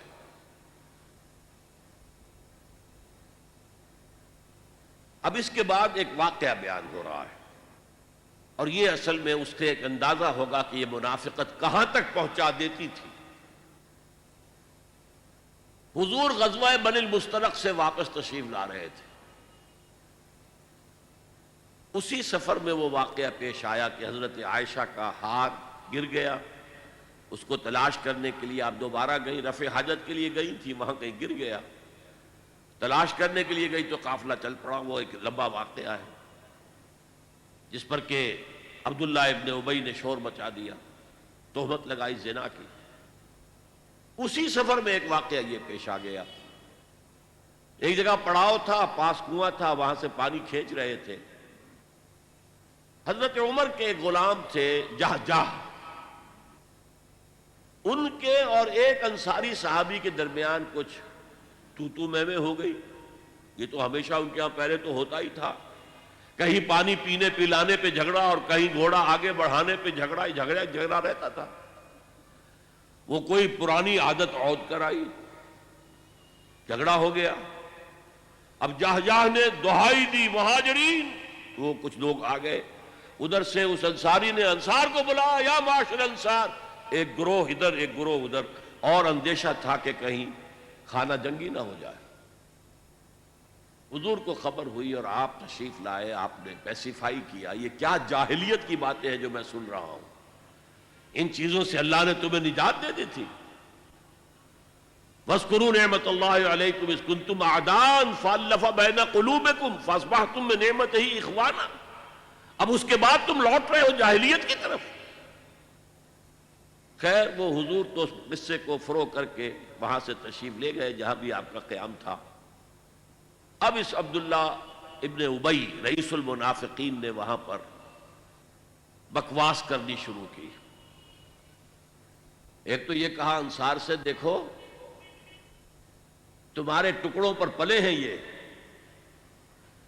ان کی مثال ایسی ہے سمن کلبک یاکلک، کہ اپنے کتے کو کھلا پلا کے موٹا کرو تمہیں کو کاٹے گا۔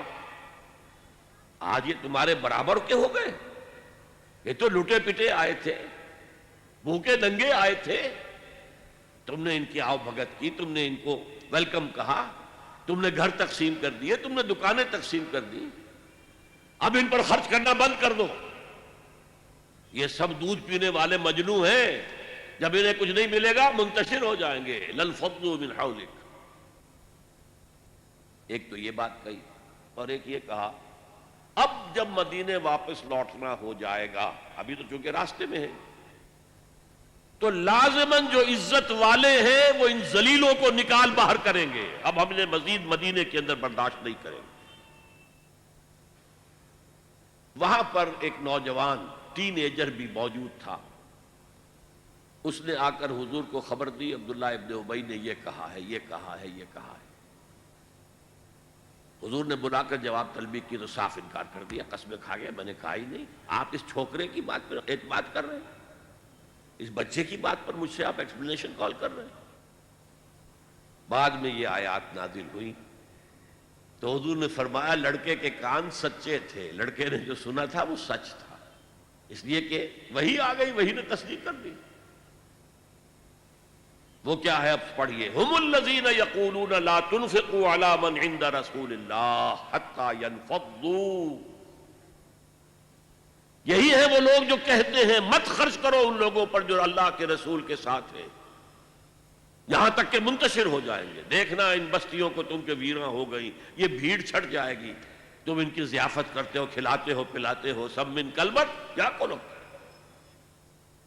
لا تنفقوا علی من عند رسول اللہ، مت خرچ کرو، مت انفاق کرو ان پر کہ جو اللہ کے رسول کے ساتھ ہے، حتی ینفضوا، یہاں تک کہ یہ بھیڑ چھڑ جائے، چلے جائیں گے سب چھوڑ کر۔ وَلِلَّهِ خَزَائِنُ السَّمَاوَاتِ وَالْأَرْضِ، اللہ کا تبصرہ کیا آیا، حالانکہ اللہ ہی کی ملکیت میں ہے تمام خزانے آسمانوں کے اور زمین کے۔ وَلَكِنَّ الْمُنَافِقِينَ لَا يَفْقَهُونَ، لیکن ان منافقوں کو فہم اور تفقہ حاصل نہیں، جانتے نہیں۔ اگر ان کے پاس ایمان حقیقی ہوتا تو وہ جانتے کہ اللہ کے خزانوں میں کہیں کوئی کمی نہیں ہے۔ وَلَكِنَّ الْمُنَافِقِينَ لَا يَفْقَهُونَ۔ اور دوسرا جملہ آ گیا، يَقُولُونَ لَئِن رَجَعْنَا إِلَى الْمَدِينَةِ لَيُخْرِجَنَّ الْأَعَزُّ مِنْهَا الْأَذَلَّ، اس نے یہ بھی کہا تھا، یہ کہتے ہیں کہ اگر ہم پہنچ گئے مدینے واپس، لَئِن رَجَعْنَا إِلَى الْمَدِينَةِ لَيُخْرِجَنَّ الْأَعَزُّ مِنْهَا الْأَذَلَّ، تو جو عزت والے ہیں، زیادہ عزت والے، اعز افعل التفضیل پر،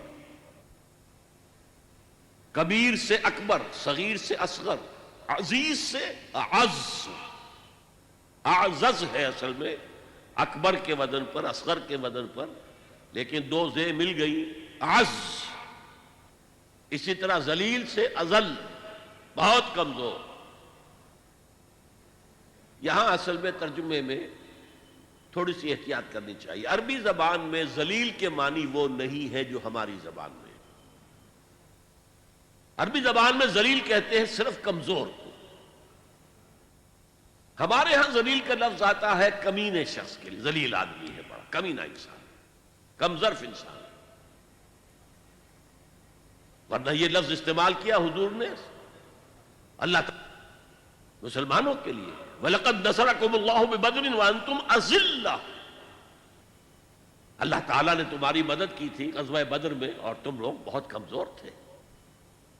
تو یہاں پہ ان کا جو عزت والے ہیں، صاحب ثروت ہیں، صاحب اقتدار ہیں، وہ ان کمزوروں کو ان ذلیلوں کا مطلب کمزوروں کو نکال باہر کرے. مفلوق الحال ہے یہ تو، ان کے پاس ہے کیا؟ وَلِلَّهِ الْعِزَّةُ وَلِرَسُولِهِ وَلِلْمُؤْمِنِينَ.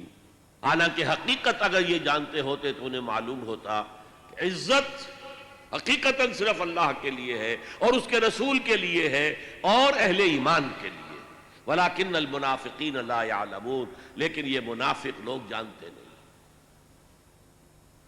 یہ نفاق کے مرض کی کیفیات، سائنز اینڈ سمٹمز سب بیان ہو گئے، پروگنوسس بیان ہو گیا، کہاں تک یہ لے جا سکتا ہے، کس ہلاکت تک،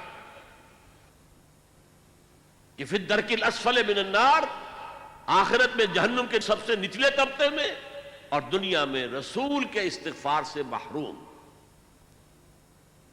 اب دیکھیے جو میں نے کہا تھا، ہر مرض کے ساتھ ہمارے ہاں ڈسکشن ہوتی علاج. دوسرے رکوع کی 3 آیات میں علاج ہے.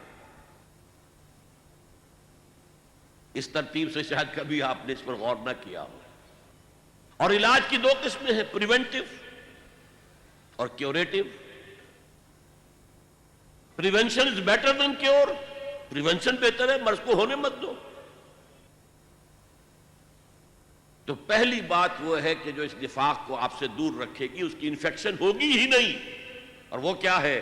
یا ایھا الذین آمنوا لا تلہکم اموالکم ولا اولادکم عن ذکر اللہ. اہل ایمان دیکھنا، تمہیں تمہارے مال اور تمہاری اولادیں اللہ کے ذکر سے غافل نہ کر دیں. دوام ذکر، ہر وقت اللہ کو یاد کرو. نماز تو خیر ہے ہی اللہ کے ذکر کے لیے، اس کے علاوہ ذکر.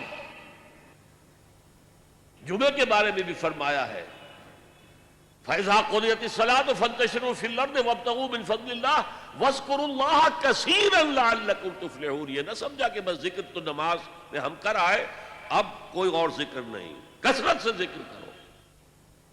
وہ آیات ہم پڑھ چکے ہیں، الَّذِينَ يَذْكُرُونَ اللَّهَ قِيَامًا وَقُعُودًا وَعَلَى جُنُوبِهِمْ. وہ لوگ جو اللہ کو یاد رکھتے ہیں کھڑے ہوئے، بیٹھے ہوئے، لیٹے ہوئے، ہر حال. اور اس کی شکلیں کیا ہیں؟ بدقسمتی سے ہمارے ہاں اہل تصوف کے جو مختلف مسلک ہیں، انہوں نے ذکر اذکار کے اپنے اپنے طریقے اختیار کیے. مراقبے بھی ہوتے ہیں، ذکر بالجہر بھی ہوتا ہے، ذکر خفی بھی ہوتا ہے، پھر ضربیں بھی لگتی ہیں. لا الہ الا اللہ، ضرب لگاؤ اپنے قلب پر، مختلف. لیکن حقیقت کے اعتبار سے سمجھئے ذکر کہتے کسے؟ ذکر کے معنی ہے استحضار اللہ فی القلب، اللہ کو دل میں موجود رکھنا، دل سے، دل کا تعلق اللہ سے ٹوٹنے نہ پائے. یہ جو چیزیں ہیں جنہیں ہم ذکر کہتے ہیں وہ ذرائع، طریقے ہیں ذکر کے. کس طریقے سے ذکر کرو؟ اللہ کیسے تمہارے قلب کے اندر موجود رہے؟ نمبر 1، الذکر. الذکر، دی ریممبرنس. دی ریممبرنس از قرآن، تلاوت قرآن. انا نحن نزلنا الذکر وانا لہ لحافظ. اس کا نام ہی ہے ذکر. ہم ہی نے اس الذکر کو نازل کیا ہے اور ہم ہی اس کے محافظ ہیں. الذکر، قرآن مجسم ذکر ہے، سراپا ذکر ہے، مؤثر ترین ذکر ہے، الذکر ہے. نمبر 2، اقیم الصلاۃ للذکری. میری یاد کے لیے نماز قائم کرو. 5 دفعہ اپنے معمولات سے نکلو. صبح بستر سے اٹھو فجر کے وقت اور اللہ کو یاد کرو، مجھے یاد کرو. اور یہ نماز ہے، یہ ایک طرح کا جامع ذکر ہے. آپ زبان سے بھی ذکر کر رہے ہیں، سورہ فاتحہ پڑھ رہے ہیں، آپ قرآن مجید کا بھی کچھ حصہ پڑھ رہے ہیں یا سن رہے ہیں فجر کی نماز میں، جسے کہا ہی گیا ہے قرآن الفجر. اقم الصلاۃ لدلوک الشمس الی غسق اللیل وقرآن الفجر. نماز کو قائم رکھا کرو سورج کے ذرا ڈھلنے سے لے کر رات کے تاریک ہو جانے تک. اور خاص صبح کے وقت قرآن کا پڑھنا، یعنی فجر کی نماز میں طویل قرات ہونی چاہیے، طویل قرات۔ کم سے کم حضور کا جو معمول سامنے آتا ہے وہ 5 رکوع، 3 رکوع پہلی رکعت میں، 2 دوسری میں۔ جمعے کے روز سورہ سجدہ، الف لام میم السجدہ، سورہ سجدہ 3 رکوع پہلی رکعت میں، اور سورۃ الدہر 2 رکوع دوسری سورت میں۔ باقی نمازوں میں، مغرب میں، عشاء میں آپ کم پڑھیں۔ اور حکمت کیا رکھی ہے؟ سورج کے ڈھلکنے کے بعد سے لے کر یہ رات تک تو گویا کہ نماز ہی ہے، نماز ہی ہے۔ آپ نکلے، آئے پھر گئے۔ سردیوں میں تو معلوم ہوتا ہے کہ بس پھیرا لگ رہا ہے، ظہر پڑھ کر تھوڑا سا وقت گزرا ہے، عصر آ گئی، عصر پڑھ کر تھوڑا سا وقت گزرا ہے، مغرب آ گئی، پھر تھوڑی دیر کے بعد عشاء آ گئی۔ اقم الصلاۃ لدلوک الشمس الی غسق اللیل وقرآن الفجر۔ لیکن یہ کس لیے ہے؟ اقم الصلاۃ لذکری۔ اس میں عرض کر رہا تھا جامع ہے، زبان بھی ذکر کر رہی ہے، اللہ اکبر، سبحان ربی العظیم، سبحان ربی الاعلی، اور جسم بھی ذکر کر رہا ہے۔ آپ کھڑے ہیں جھک کر قنوت، پھر آپ رکوع میں گئے ہیں، آپ کے ذکر کے ساتھ آپ کا جسم بھی اللہ کے سامنے جھک رہا ہے، پھر اس کی فائنل شکل سجدہ۔ اور حضور نے فرمایا ہے اقرب ما یکون العبد الی اللہ فی السجود، انسان قریب ترین جو اللہ سے ہوتا ہے وہ سجدے کی حالت میں ہوتا ہے، کیونکہ انسان میں اصل چیز کیا؟ تکبر۔ اور سجدہ کیا ہے؟ پیشانی آپ نے زمین پر ٹکا دی تو تکبر کی نفی ہو گئی، اگر ہمیں کوئی احساس ہو۔ اور حضور فرماتے ہیں کہ جب سجدہ کرو تو یوں محسوس کرو کہ تم نے اللہ کے قدموں میں اپنا سر رکھ دیا ہے۔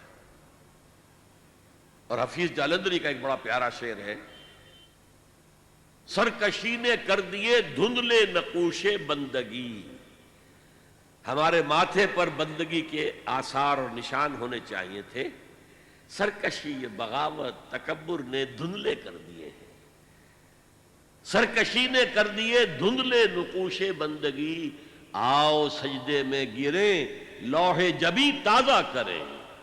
یہ ماتھے پر بندگی کا نشان تازہ ہوتا ہے۔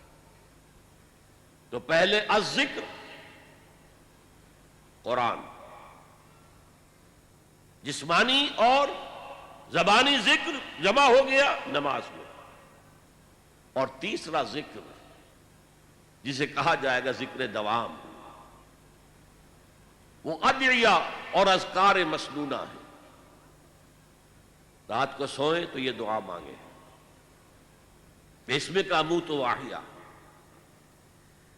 صبح آنکھ کھلتے ہی کہیں الحمدللہ الذی احیانی بعد ما اماتنی والیہ النشور۔ آپ ٹوائلٹ میں جا رہے ہیں، باتھ روم میں جا رہے ہیں، دعا مانگیے، اللہم انی اعوذ بک من الخبث والخبائث۔ باہر نکل رہے ہیں، دعا مانگیے، غفرانک۔ اور یہ بھی ہے کہ الحمدللہ الذی اذھب عنی الاذی وعافانی، اس اللہ کا شکر ہے جس نے مجھ سے اذیت بخش چیزوں کو دور کر دیا۔ آپ کی رفع حاجت ہو گئی، آپ کا فضلہ جو ہے خارج ہو گیا، یہ جسم میں رہتا، قبض ہوتا، 100 طرح کی بیماریاں پیدا کرتا۔ الحمدللہ الذی اذھب عنی الاذی، مجھ سے تکلیف دہ چیز دور کر دی، وعافانی، مجھے عافیت بخشی۔ گھر سے نکل رہے ہیں مسجد کے لیے تو دعا ہے، مسجد میں داخل ہو رہے ہیں تب دعا ہے، مسجد کے اندر تو ہے ہی دعا نماز، باہر نکل رہے ہیں پھر دعا ہے، گھر میں داخل ہو رہے ہیں پھر دعا ہے، بازار میں جا رہے ہیں تو دعا ہے، بازار سے واپس آئے ہیں تو دعا ہے، سفر پر جا رہے ہیں تو دعا ہے، واپس آئے ہیں تو دعا ہے، آئینہ دیکھا ہے تو دعا ہے۔ زندگی کے ہر عمل کے ساتھ یہ دوام ذکر ہے، دوام ذکر، اور اس میں کوئی وقت نہیں لگتا آپ کا۔ اور 2 نسبتیں قائم ہو گئیں، دعا اللہ سے کی جا رہی ہے، اللہ کا ذکر ہو گیا، اللہ سے تعلق قائم ہو گیا۔ اور چونکہ یہ مسنون دعائیں ہیں، حضور دعائیں مانگتے تھے، تو ہمارا تعلق محمد الرسول اللہ کے ساتھ قائم ہو گیا، 2 نسبتیں قائم ہو گئی۔ وقت کیا لگا؟ جب داخل ہوتے آئبون تائبون لربنا حامدون، یہ اگر آپ نے کہہ دیا کون سا وقت لگا؟ یہ تیسرا ہے ذکر کا سب سے بڑا طریقہ۔ چوتھا ذکر پھر ہو سکتا ہے کہ کوئی مرشد ہو، اور مرشد کون ہوتا ہے؟ جو انسان کی نفسیاتی بیماریوں سے واقف ہو جاتا ہے، روحانی بیماریوں کو جانتا ہے۔ جیسے آپ کسی ڈاکٹر کے پاس جاتے ہیں، طبیب کے پاس، وہ آپ کی تشخیص کرتا ہے آپ کا کون سا عضو جو ہے اس میں خرابی آئی ہے۔ اسی طرح ایک ماہر روحانی یا نفسیاتی معالج جو ہے وہ سوچے گا اور دیکھے گا کہ آپ کا مرض کیا ہے۔ آپ میں حب دولت زیادہ ہے، اس کی فرسٹریشن ہے، یا حب شہرت تھی وہ نہیں مل رہی ہے تو فرسٹریشن ہے، کیا چیز ہے آپ کی؟ اور اس کے حوالے سے ذکر تجویز کرے گا، تم فلاں آیت جو ہے وہ پڑھتے رہا کرو۔ یہ ہے پی پی۔ جیسے ہر مریض کی تشخیص علیحدہ ہے، اس کا ذکر علیحدہ ہے۔ ایک ماہر امراض روحانی سجسٹ کرے۔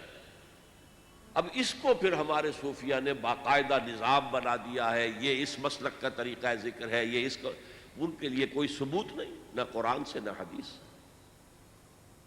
تو فرمایا یا ایھا الذین آمنوا لا تلہکم اموالکم ولا اولادکم عن ذکر اللہ۔ اہل ایمان دیکھنا غافل نہ کرنے پائیں تمہیں تمہاری اموال اور تمہاری اولاد اللہ کے ذکر سے۔ دوا میں ذکر ہے تو نفاق قریب نہیں آئے گا۔ آپ کو معلوم ہے کہ جسم کمزور ہو جاتا ہے، جسم کا دفاعی نظام جو ہے کمزور ہو جاتا ہے، تب بیکٹیریا آپ پر حملہ آور ہو سکتے ہیں، ورنہ ریزسٹنس ہے اندر تو چاہے بیکٹیریا کتنے ہی ہو آپ پر حملہ آور نہیں ہو سکتے۔ یہ ایچ آئی وی جو چل رہا ہے وہ ڈیفنس میکینزم ختم ہو جاتا ہے۔ ایڈز میں ہوتا کیا ہے؟ ریزسٹنس جو نیچرل نظام اللہ نے بنا رکھا ہے بیماریوں کے خلاف، خاص طور پر جراثیمی بیماریاں، ان کے خلاف ڈیفنس میکینزم میں وہ شیٹر ہو جاتا ہے۔ تو اصل میں یہ ڈیفنس ہے، دوا میں ذکر، یہ پریونٹیو ہے، اس سے آپ کے قریب جو ہے نفاق نہیں آ سکے گا۔ وَمَن يَفْعَلْ ذَلِكَ، اور جس نے یہ کیا کہ مال اور اولاد کی محبت میں منہمک ہو گیا، ذکر الہی سے غافل ہو گیا، فَأُولَٰئِكَ هُمُ الْخَاسِرُونَ، تو وہی ہیں جو خسارے میں رہیں گے، گھاٹے میں رہیں گے، ٹوٹے میں رہیں گے، نقصان میں رہیں گے۔ اس لیے کہ اگر دل غافل ہوا تو پھر نفاق ڈیرا ڈال لے گا۔ حضور فرماتے ہیں کہ جب انسان غافل ہوتا ہے تو شیطان اپنی تھوتنی، یہ تھوتنی جو ہے سور کے منہ کو کہتے ہیں تھوتنی، تو شیطان اپنی تھوتنی جو ہے وہ انسان کے دل پر لگا دیتا ہے اور پھونکے مارتا ہے۔ اس پھونکے مارنے سے جو سفلی جذبات ہیں، جو انسان کے اندر حیوانی تقاضے، وہ خوب اچھلتے ہیں، ان میں ایکسائٹمنٹ ہوتی ہے۔ لیکن جب اللہ کا ذکر موجود ہو دل میں، شیطان بھاگ جاتا ہے۔ تو دل غافل نہ ہو،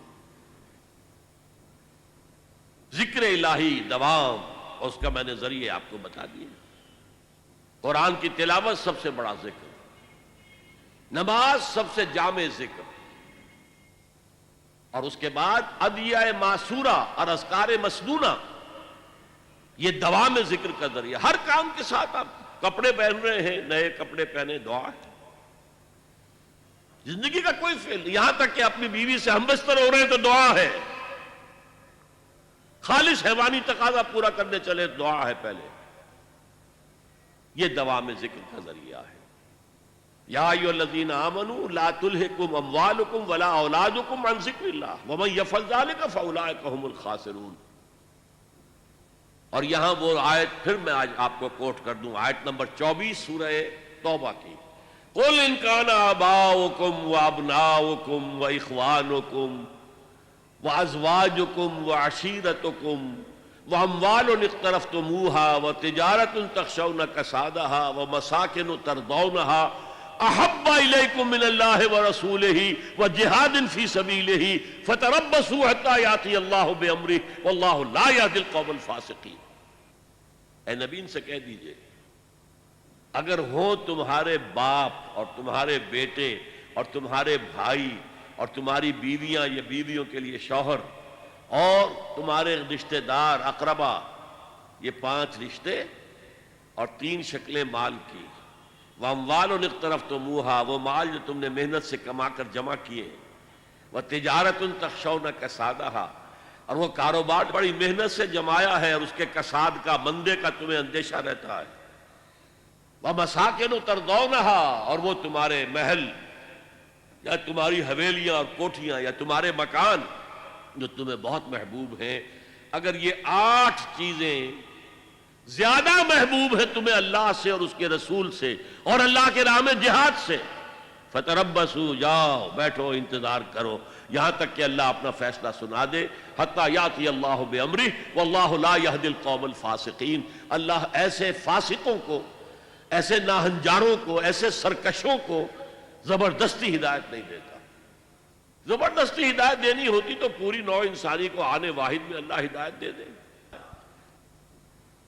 اب دیکھیے دوسرا پہلو، اگر یہ چھوت لگ ہی گئی تو کیا؟ ٹی بی کی انفیکشن ہوئی گئی ہے تو علاج کریں گے نا۔ اب کیوریٹو ٹریٹمنٹ کیا ہے؟ اور یہاں بڑا خوبصورت جو ہے صنعت لفظی، نفاق کا علاج انفاق۔ انفاق کے معنی خرچ کرنا۔ یہ لفظ جب آتی ہے سراس مجرد سے، نفقہ، اس کے معنی کوئی شے ختم ہو گئی، مر گئی، کھپ گئی، صرف ہو گئی۔ نفقت الدراہم، پیسے ختم ہو گئے، مک گئے۔ نفق الفرس، گھوڑا مر گیا۔ اس سے انفاق بنا، خرچ کرو، لگا دو، کھپا دو، صرف کر دو۔ اگر نفاق کی چھوت لگ گئی ہے تو کیوں لگی ہے؟ تمہیں دنیا کی محبت تمہارے دل پر غالب آ گئی ہے۔ یہ مال و دولت دنیا، یہ رشتہ و پیوند، بتان وہم و گواہ، لا الہ الا اللہ۔ لہذا اب علاج بالضد، اپوزٹ کے ذریعے سے علاج کرو۔ مال محبوب ہے، نکالو، دو۔ انفاق از دی ٹریٹمنٹ، کیوریٹو ٹریٹمنٹ۔ زیادہ سے زیادہ دو، زیادہ سے زیادہ دو، زیادہ سے زیادہ دو، نکالو۔ اس سے تمہارے دل میں جو چھوت لگ گئی تھی نفاق کی، میں نے بتایا نا کہ یہ صنعت لفظی نفاق، نفاق بنا ہے نفقن سے، جس کے معنی ہے سرنگ، یا نافقہ، گوہ کا بل جس کے 2 منہ ہوتے ہیں، اس سے بنا ہے نفاق اور منافقت۔ جیسے جہاد اور مجاہدہ، قتال اور مقاتلہ، اسی طرح نفاق اور منافقت یا منافقہ، عربی میں منافقہ کہیں گے، منافقت نہیں کہیں۔ تو یہ کیا ہے؟ یہ جان و مال بچا کر رکھنا، اس کی محبت کی وجہ سے۔ اللہ کی راہ میں نہ مال خرچ کرنے کی توفیق اور نہ جان دینے کے لیے تیار۔ اب اس کا علاج کیا ہے؟ اصل میں حب دنیا کا سب سے بڑا سمبل جو ہے وہ حب مال ہے۔ اس حب مال کو نکالو اپنے دلوں سے، نکالو اپنے دلوں سے، نکالو اپنے دلوں سے۔ وَأَنفِقُوا مِمَّا رَزَقْنَاكُمْ، خرچ کرو، خرچ کرو، خرچ کرو ان میں سے، سب چیزوں میں سے جو ہم نے تمہیں دی ہیں۔ من قبل ان یأتی احدکم الموت، اس سے پہلے کہ تم میں سے کسی کی موت کا وقت آن کھڑا ہو، موت سرہانے آ کر کھڑی ہو جائے۔ جب آدمی کو پتہ چلتا ہے کہ اب تو دنیا سے روانگی ہے، تب کہتا ہے جی سب اللہ کی راہ میں دے دو، مجھے تھوڑی سی اور وقفہ دے دو، میں سب دولت دے دوں گا۔ من قبل ان یاتی احدکم الموت فیقول، اور وہ یہ کہے اس وقت، رب لولا اخرتنی الی اجل قریب، اے اللہ کیوں نہ تو مجھے ذرا تھوڑی سی اور مہلت دے دے،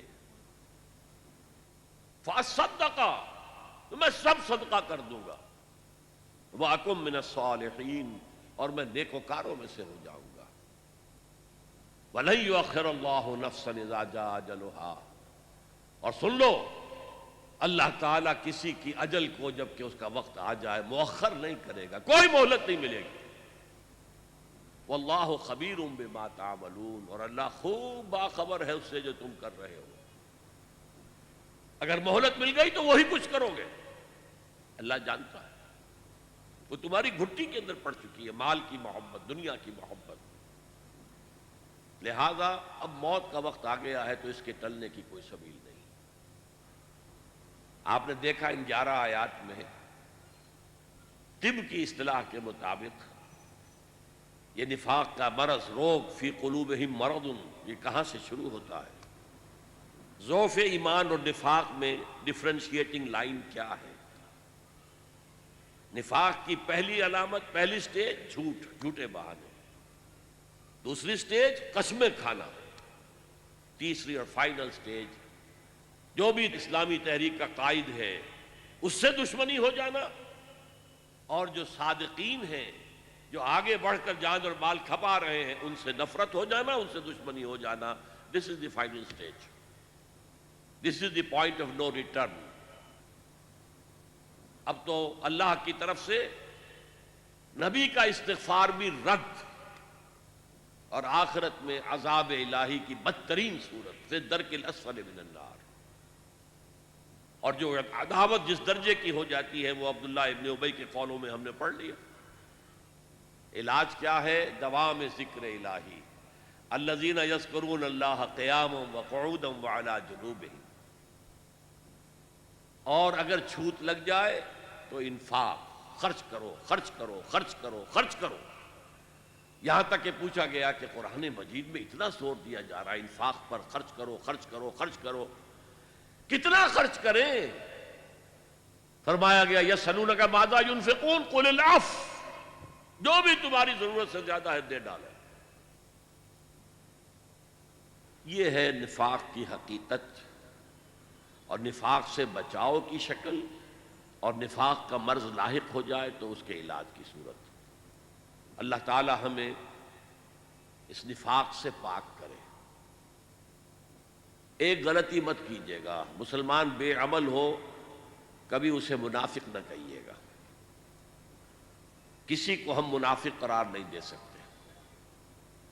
اس کی بے عملی یا بد عملی بھی اگنورنس کی وجہ سے ہو سکتی ہے، ایمان کے ضعف کی وجہ سے ہو سکتی ہے، ضعف ارادہ کا مریض ہو سکتا ہے کہ ایک شخص کچھ کام کرنا چاہتا ہے، ہمت نہیں ہے، نیورستھینیا ہے، اعصابی مریض ہے، جو بھی کچھ ہے منافق نہیں۔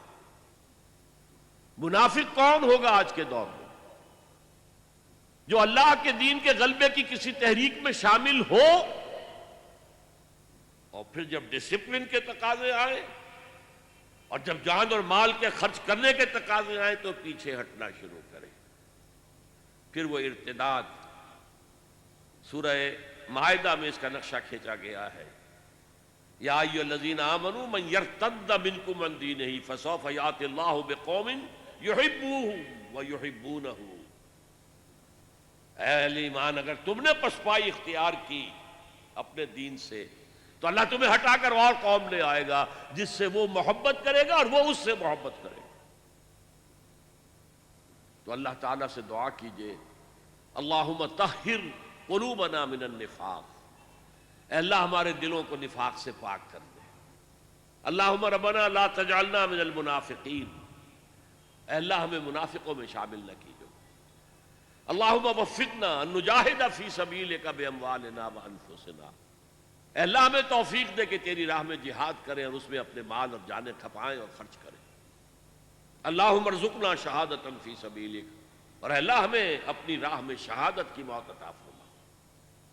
اللہم انصر من نصر دین محمد صلی اللہ علیہ وسلم من کانوا وحیث کانوا، اے اللہ اپنے ہر اس بندے کی مدد فرما جو تیرے نبی کے دین کی خدمت کر رہا ہو، وہ کوئی بھی ہو، کہیں بھی ہو۔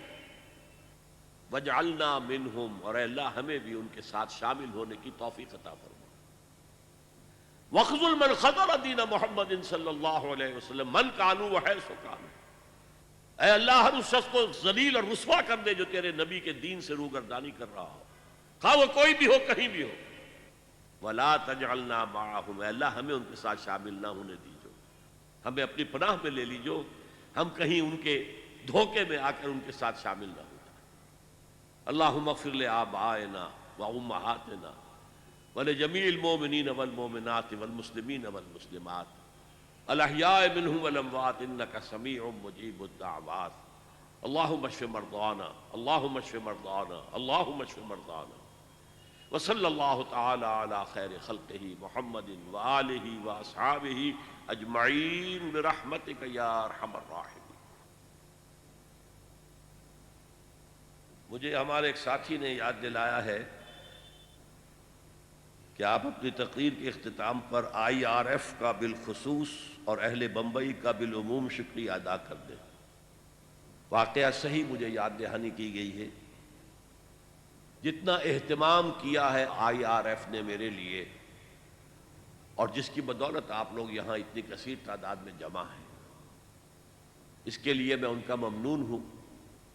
اور پھر جس طرح کی وہ ریکارڈنگ کر رہے ہیں، جس طرح کے انہوں نے خرچ کیے ہیں، یہ ویڈیوز جہاں جہاں بھی جائیں گے وہاں تک اللہ کا پیغام پہنچے گا، اس میں یقیناً میرے لیے بھی اجر و ثواب رہے گا، یہ میرا صدقہ جاریہ رہے گا، میرے مرنے کے بعد بھی یہ چیزیں رہیں گی۔ اور پھر جو لوگ یہ کام کر رہے ہیں، محنت کر رہے ہیں، پیسے خرچ کر رہے ہیں، بھاگ دوڑ کر رہے ہیں، ان کے والنٹیئرز جس طرح میں نے دیکھا ہے مصروف ہیں، ڈسپلن کے ساتھ کام کر رہے ہیں، ہر چیز بڑی منظم ہے، تو میں ان سب حضرات کے لیے اللہ سے دعا بھی کرتا ہوں اور ان سب کا شکریہ بھی ادا کرتا ہوں، اور آپ سب حضرات کا بھی شکریہ ہے۔ مجھے معلوم ہے روزانہ آنا اور ہر روز تعداد بڑھنا، آج شاید سب سے زیادہ تعداد ہو گئی ہے، ویسے بھی الوداعی خطاب تھا، میرا اپنا اندازہ تھا کہ یہ 10 دن کا پروگرام مسلسل ہوگا تو رفتہ رفتہ کچھ حاضری کم ہوتی جائے گی۔ میں نے یہاں جو برعکس صورت دیکھی ہے تو واقعہ یہ ہے کہ اس سے حوصلہ ملا ہے کہ نہ ہو مایوس اقبال اپنی کشت ویراں سے، نہ ہو نا امید اے اقبال اپنی کشت ویراں سے، نہ ہو نومید، ذرا نم ہو تو یہ مٹی بہت زرخیز ہے ساقی۔ مسلمانوں کے اندر ایک امنگ ہے، ایک ولولہ ہے، ایک خواہش ہے۔ اللہ کرے کہ قرآن مجید کی رہنمائی، میں اپنی رہنمائی نہیں کہہ رہا، قرآن مجید کی رہنمائی، میں تو ایک ذریعہ ہوں۔ جیسے حضور نے حضرت علی سے کہا تھا، یا علی ان یہدی اللہ بک رجلا واحدا خیر لک من حمر النعم، اگر اللہ تعالیٰ تمہارے ذریعے سے کسی ایک آدمی کو بھی ہدایت دے دے، دیکھیں کس قدر خوبصورت انداز ہے، تم ہدایت دینے پر قادر نہیں ہو اے علی، اللہ تمہارے ذریعے سے ہدایت دے دے، لن یہدی اللہ بک رجلا واحدا خیر لک من حمر النعم، تو تمہارے لیے سرخ اونٹوں سے بڑی دولت ہے یہ۔ تو اللہ تعالیٰ میرے اس بیان القرآن کے ذریعے سے، قرآن مجید کی تشریح و توضیح کے ذریعے سے، حقائق قرآنی کو خطابات کے ذریعے سے جو عام کرنے کی مجھے توفیق دے رہا ہے، تو میں اسے اپنے حق میں بھی اللہ کا فضل اور کرم سمجھتا ہوں، اور جہاں جہاں تک بھی اس کا اثر و نفوذ پہنچے گا، میرا اللہ تعالیٰ کی طرف یہ کلیم رہے گا کہ اللہ مجھے اس کے ثواب میں سے اجر کا میرا جو ہے حصہ ملتے رہنا چاہیے، اور آپ میں سے جو بھی اس کے اندر لگ جائے گا، کھپ جائے گا، اس کا اجر محفوظ ہوگا، اس کے اجر میں کوئی کمی نہیں ہوگی، بغیر ان ينتقص من اجرہ شیء۔ لیکن اگر میرے ذریعے سے اللہ نے آپ کو اس کام میں لگا دیا، متوجہ کر دیا، تو مجھے اس کا اجر ملتا رہے گا۔ بہرحال میں آپ سب کا مشکور ہوں، ممنون ہوں، دعا کرتا ہوں کہ جو کچھ میں نے بیان کیا ان 10 دنوں میں، اس سے دین کی ایک حقیقت آپ کے سامنے نکھر کر آ گئی ہو، اور آپ اس کو عملاً اختیار کرنے کے لیے عزم مصمم کر لیں۔ اقول قولی ھذا واستغفر اللہ لی ولکم ولسائر المسلمین والمسلمات۔